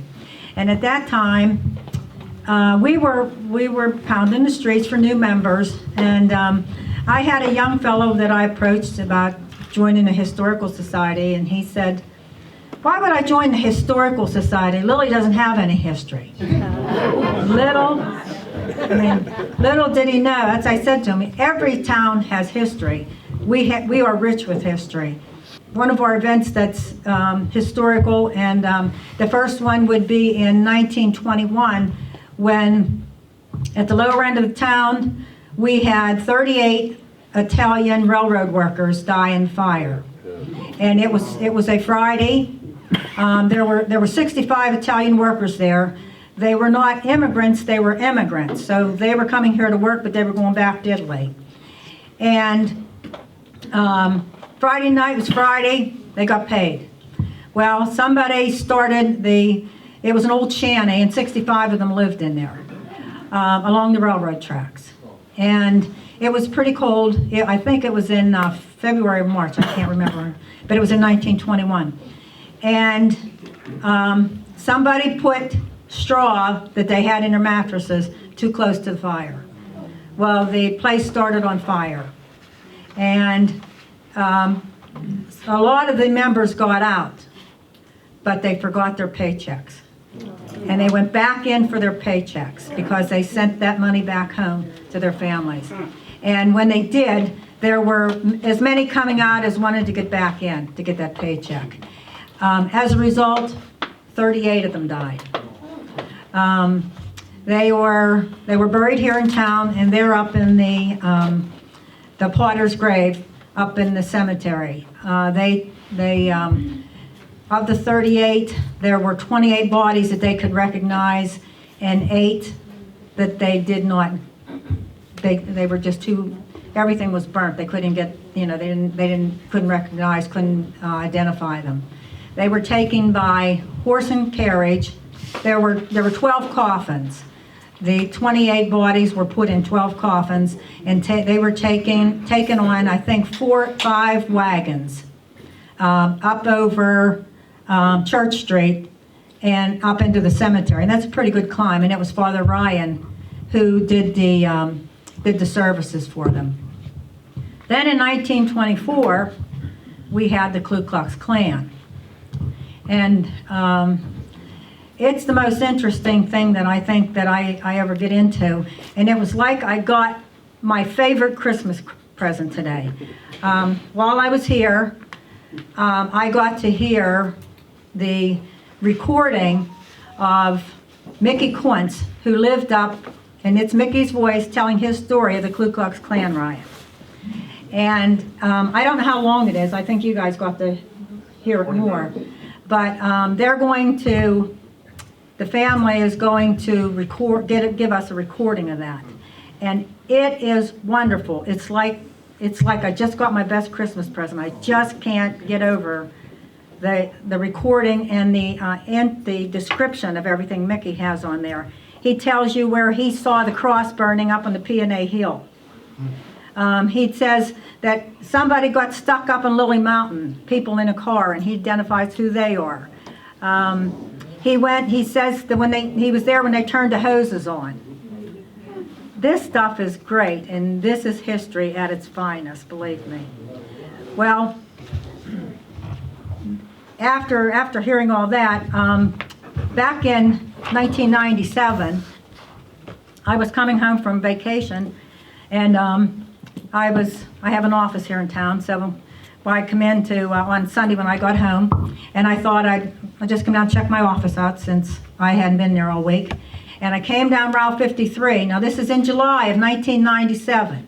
I think it's 97. We know it's either 97, 98, or 99, and we think it's 97.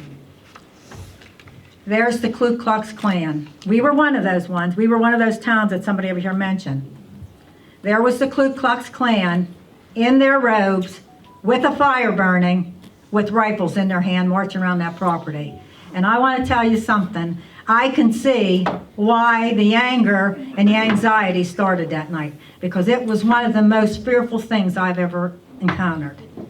Now, Bill Clore, who was fire chief, I talked to him the other day trying to get some dates, and he said yes, they did burn the cross there. I could see the fire when I went past.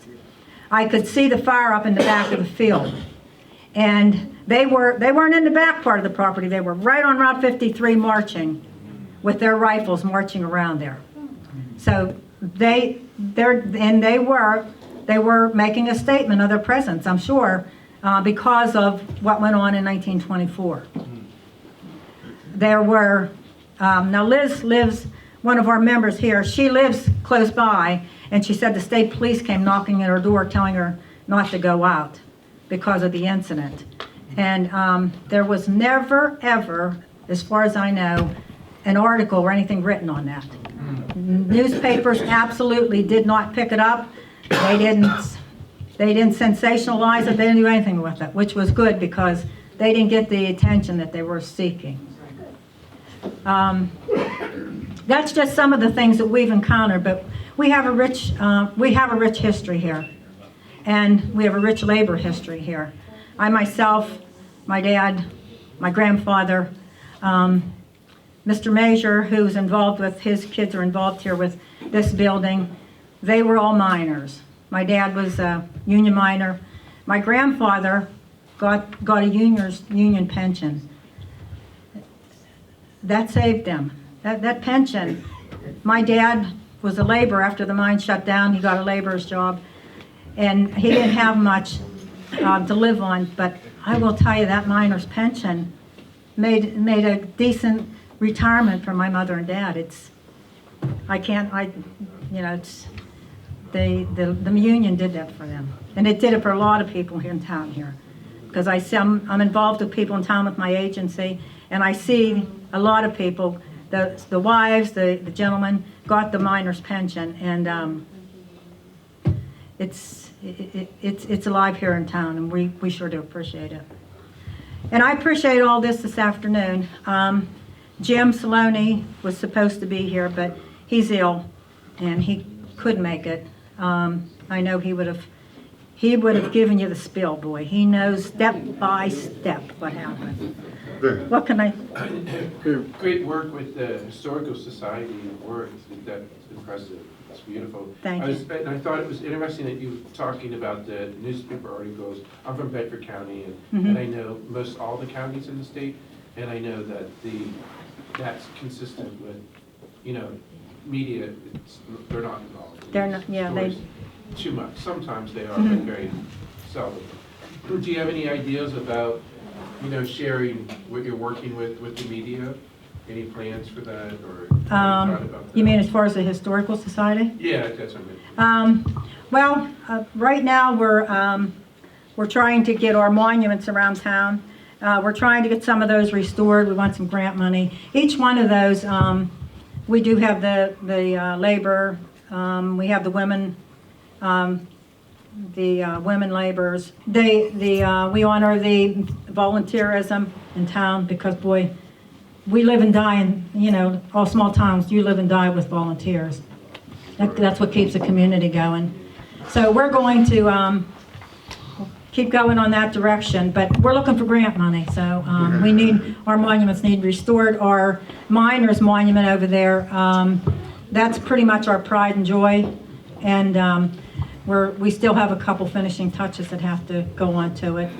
But I'm telling you, the coal mines pound this every day. My office is right over here in the corner on Main Street. And that mine up there, no, they're a non-union mine, but I want to tell you, they pound this every day. And I had two truckers in my office some time ago, and they were talking, and they were telling me about I heard them discussing the contract up there, and the one trucker said, we had to promise them 100 loads out of their day. 100 loads a day. And I'm going to tell you something. If you don't think they make it, you come sit in my office someday. They do. They do. But I will say, they come through town, very respectful. It's other than the dirt from the coal, we don't have any complaints with it. Yep. All right. Now, does anybody have any questions on the riot? I will tell you something. They did come through town. I found a couple of tidbits this week. They came through town at the lower end of town by the railroad tracks. They come up the main drag. They followed this railroad track right up here that's right behind here. They come up this way. I think they went, I don't know that they went that far up in the woods, but Piper's had a mine over here, and that wasn't Union. They had a mine over here.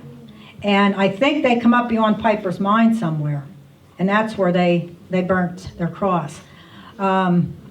Then they came back down, and I did talk to the gentleman's family who, they said he owned a power plant.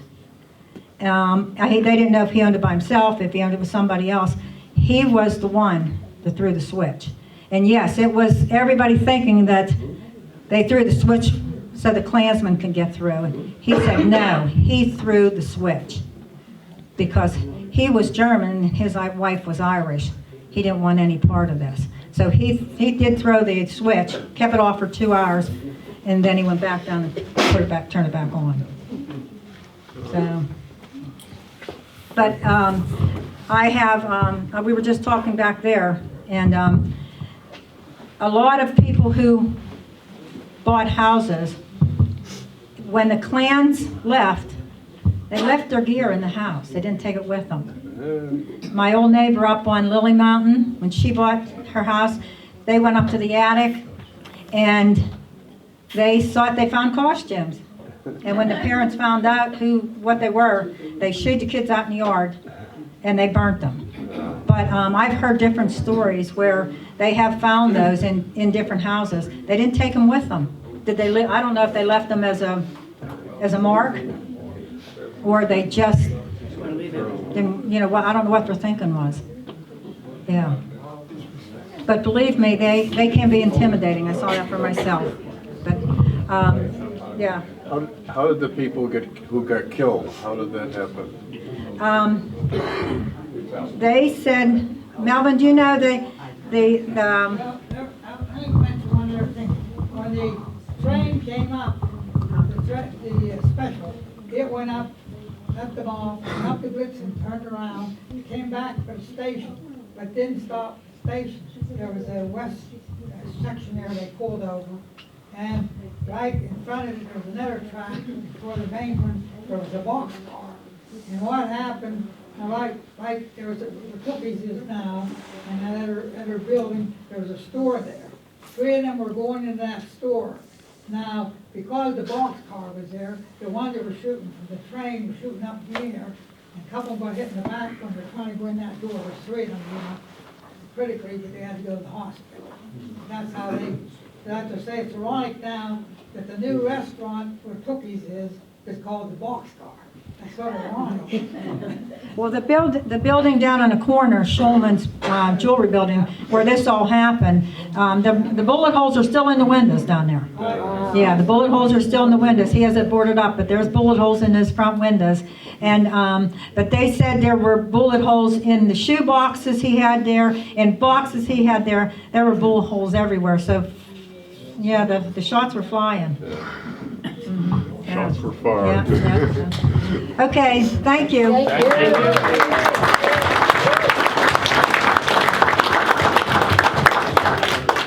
And yes, shots were fired in Lilly. Oh, I'll remember that forever. Right now, I'd like to introduce Garnell Washington to say a few words. Garnell? Thanks for having me here. Yeah, I'm honored to be here. I'm sure you have no idea who I am. I have no idea who you all are.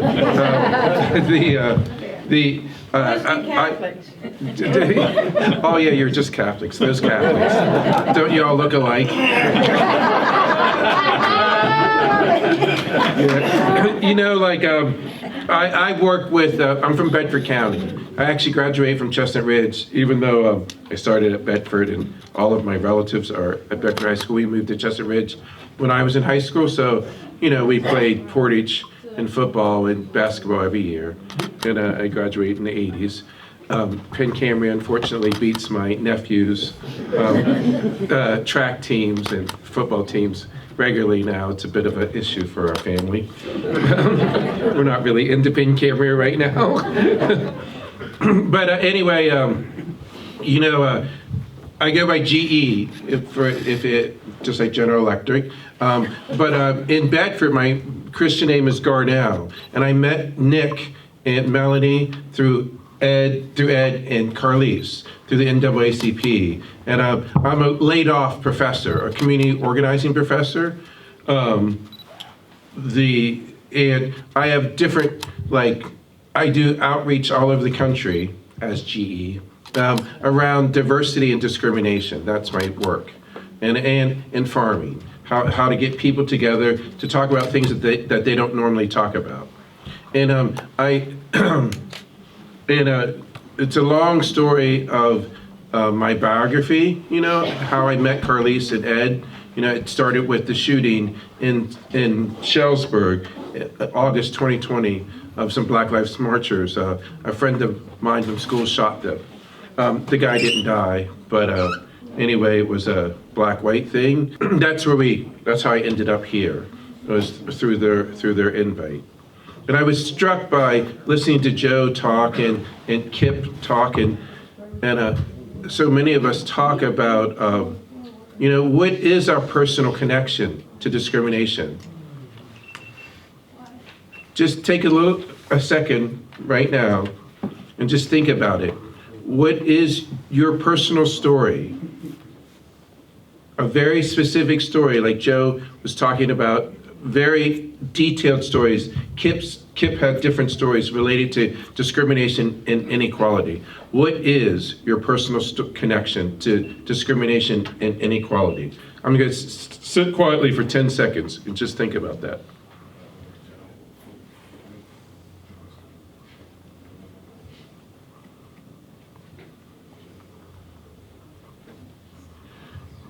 Without that story, all of this is academic.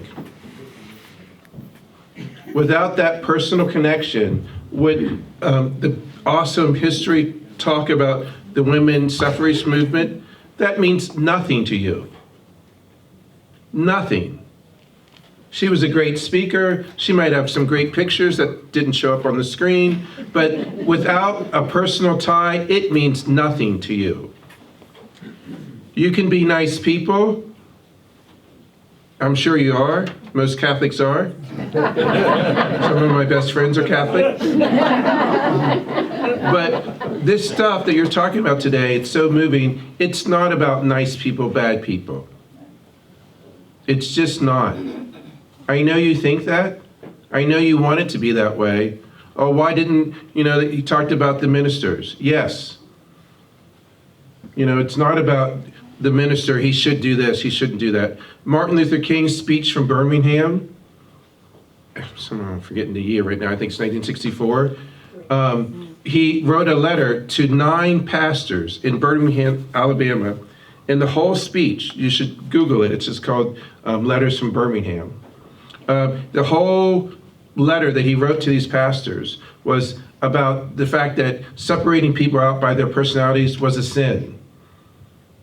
Imagine, you're a pastor, and another pastor's damning you to hell. It moved them not at all. I mean, personally, maybe they were sad or something, but as an organization, the churches in Birmingham never rallied to support King. Never. Ever. Ever. Never. So I think you should take a moment to thank Nick and to thank yourselves.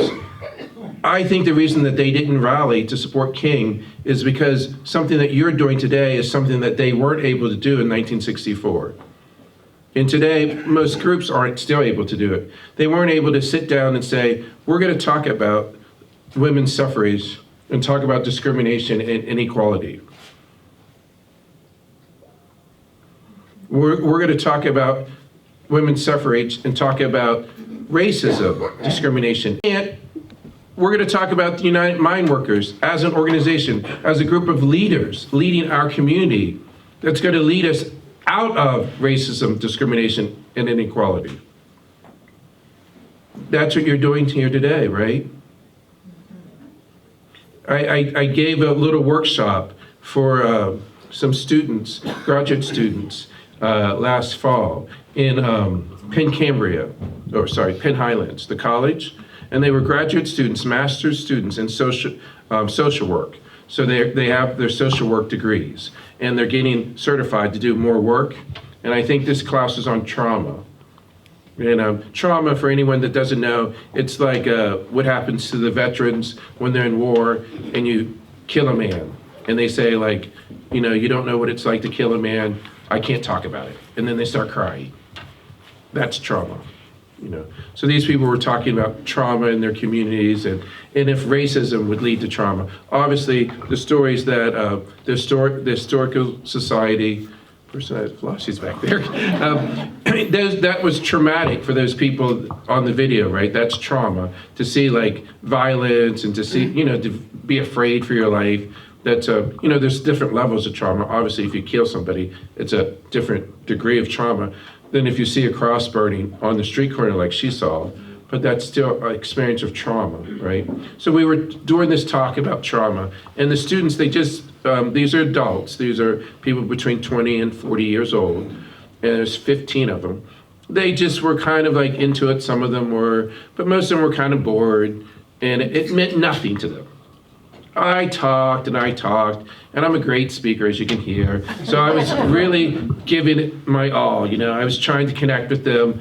I've learned not to do what I did in graduate school, which is stand up on tables and yell at them. I tried that a couple times as a graduate student to my students, and that didn't work. So I was trying, like, I can't stand up on these tables and just start yelling down at them. I didn't know what else to do, and they took a break, just like Nick had you take a break, eat something, and I actually prayed. I said, oh Lord, what am I going to do? Because I felt like we weren't connecting, and I really liked the project that these people were doing. And I asked them to do exactly what we just did. I said, can you make a personal connection to a story of trauma? And then one of the guys, he raised his hand, he's like, well, you know, I don't have any racism stories. I'm from Portage. And little did he know, I already know Portage. So I said, well, it doesn't have to be about racism. I just said trauma. Just think on trauma. So they had their 10 seconds of silence, just like y'all just did, you know. And he was that same guy. I watched him. It was on Zoom, because most of my work I do is on Zoom. It's cheaper that way. I watched him on Zoom, and he was like going through, like Joe, I could tell he was having some kind of personal connection to what we were doing, you know? So I said, okay, 10 seconds are up. What are your personal connections? What are your personal stories? He didn't say anything, right? The other one said something, and I said, I forget his name. I said, like, Sam, what's yours? Oh, I don't have one. Remember I told you there's no racism in Portage. And I was like, wow, that wasn't the assignment, remember? Anyway, I said, well, what bad things have happened in Portage? I talked to him about, when I go through Portage, it feels heavy. I said, and I told him, as a child, I've been through Portage hundreds and hundreds of times. It feels like there are stories of something that's heavy. Oh my gosh, as soon as I said it, he said, well, you really want to know what I'm thinking? I said, yes. He said, well, my Italian grandparents, they both, on both sides, were in the mines. They didn't make enough money to really support us. And on top of it, my great-grandfather was killed in the mine accident. I said, yeah, there it is. And he said, my family, we have stories all the time about how unfair that was, and how we didn't get, what do we have to show for it? And then we have Black Lives Matters, and they said, like, those people, we suffered, why doesn't Black Lives Matter? They need to, suck it up like we did. Now we're able to talk now, right? I told you in first place, trauma is trauma. There's different degrees of discrimination, but if I don't like you because of the group you belong to, that's called discrimination. And then if I act against you because of that group, it's discrimination. So there it is. I just wanted to say I really enjoyed being with y'all today, and I hope you can keep getting together and sitting down to talk directly about the actual thing you're talking about. Don't put, like my aunt says, whipped cream on the menorah pile. Talk about, use the words that you're saying. Don't use academic words. Don't use, take time to hear each other's stories. Don't use like generalizations and like saying, oh, something is like something. If you say something is like something, you're not really getting at it. The Ku Klux Klan, that's a marketing. Every organization has to have members belong to it. They wear white sheets as a marketing strategy. It's so that like your husband can go to the rally and then come home. And then eventually they're hoping that someday that community that they're in would swing over to their side of the argument so that your husband doesn't have to wear the sheet. It's a civic organization. So like if bringing this history forward, I would help you write grants. We have plenty of money we have plenty of people that can help you find money.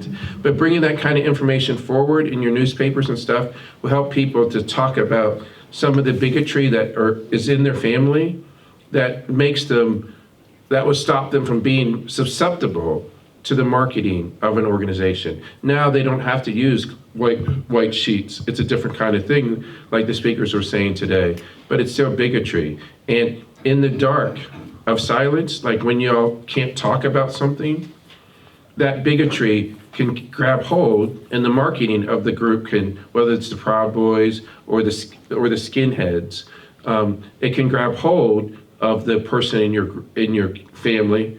And it makes sense that these are civic organizations, just like the miners, United Mine Workers is a civic organization.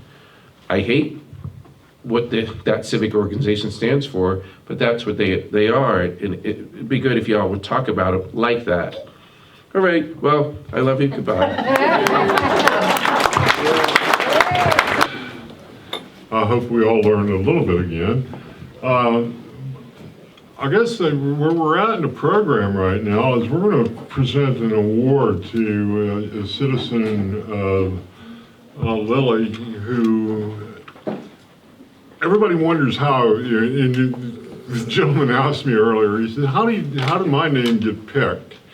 And it was fairly simple. What I did is I just talked to people in the community and asked a simple question: who do you think in this community deserves a recognition for the work they do for the community? And there was, the EMS folks were brought up, the police department was brought up, the fire company was brought up.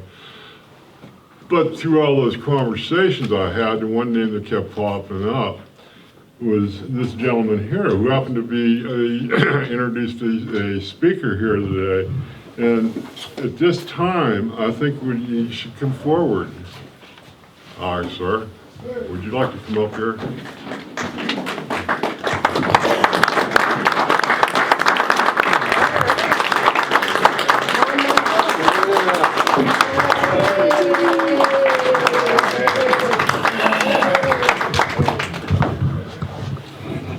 I met Tom, I'm not even going to mention how many years ago. It's been a while. Yeah, it's been a long time. But, you know, this is a man that just about every person I talked to mentioned in one way or another about his activity here in the community.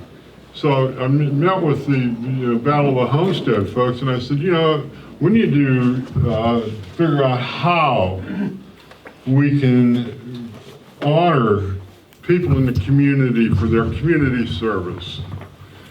And we came up with a person who is one of the founding members, I believe, of this organization, Alice Hoffman.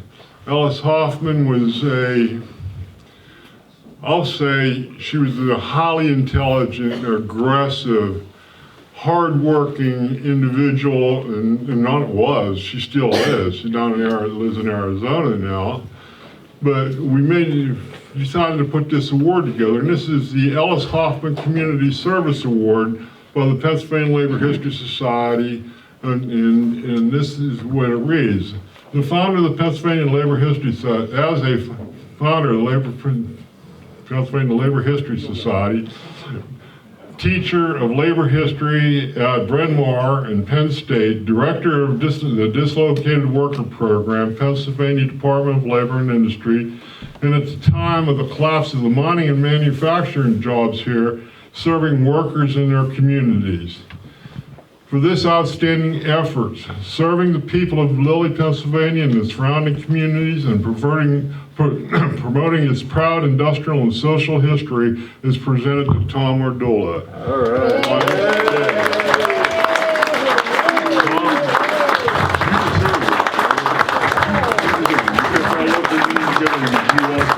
He does all the work, he maintains all these monuments out here that he proudly took around and showed you all today. And he does all the work to maintain them. Not all the work, I'm sure he shells some of that out.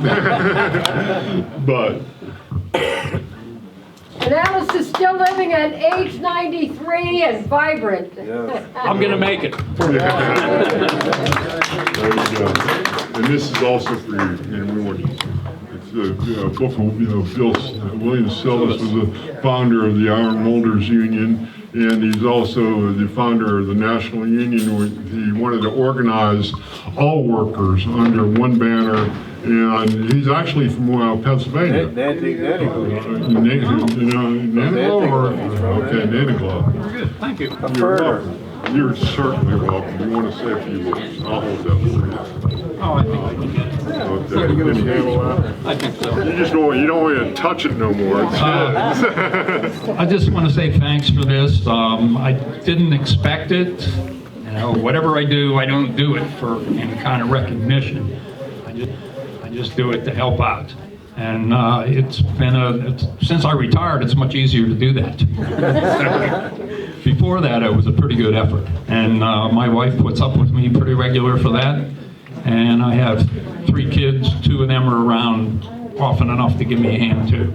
So there's a lot of activism goes on in the community around here. So we get a pretty fair amount of help with everything. Thank you very much.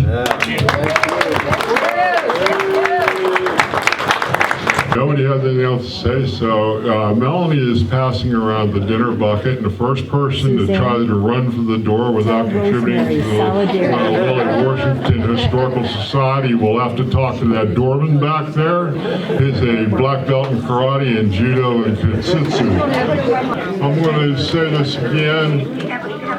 Racism doesn't walk around in a cape and hoods. Racism walks around in many colors, shapes, and forms. It's something for us to fight against every day of our lives. And one round of solidarity forever, just a chorus by all of us. Please stand up and say and thank Nick Molnar and Melanie Arcangelo and Carter McAllister for putting this together. Let's hold hands and sing one round of Solidarity Forever. All right. Solidarity forever. Solidarity forever. Solidarity forever.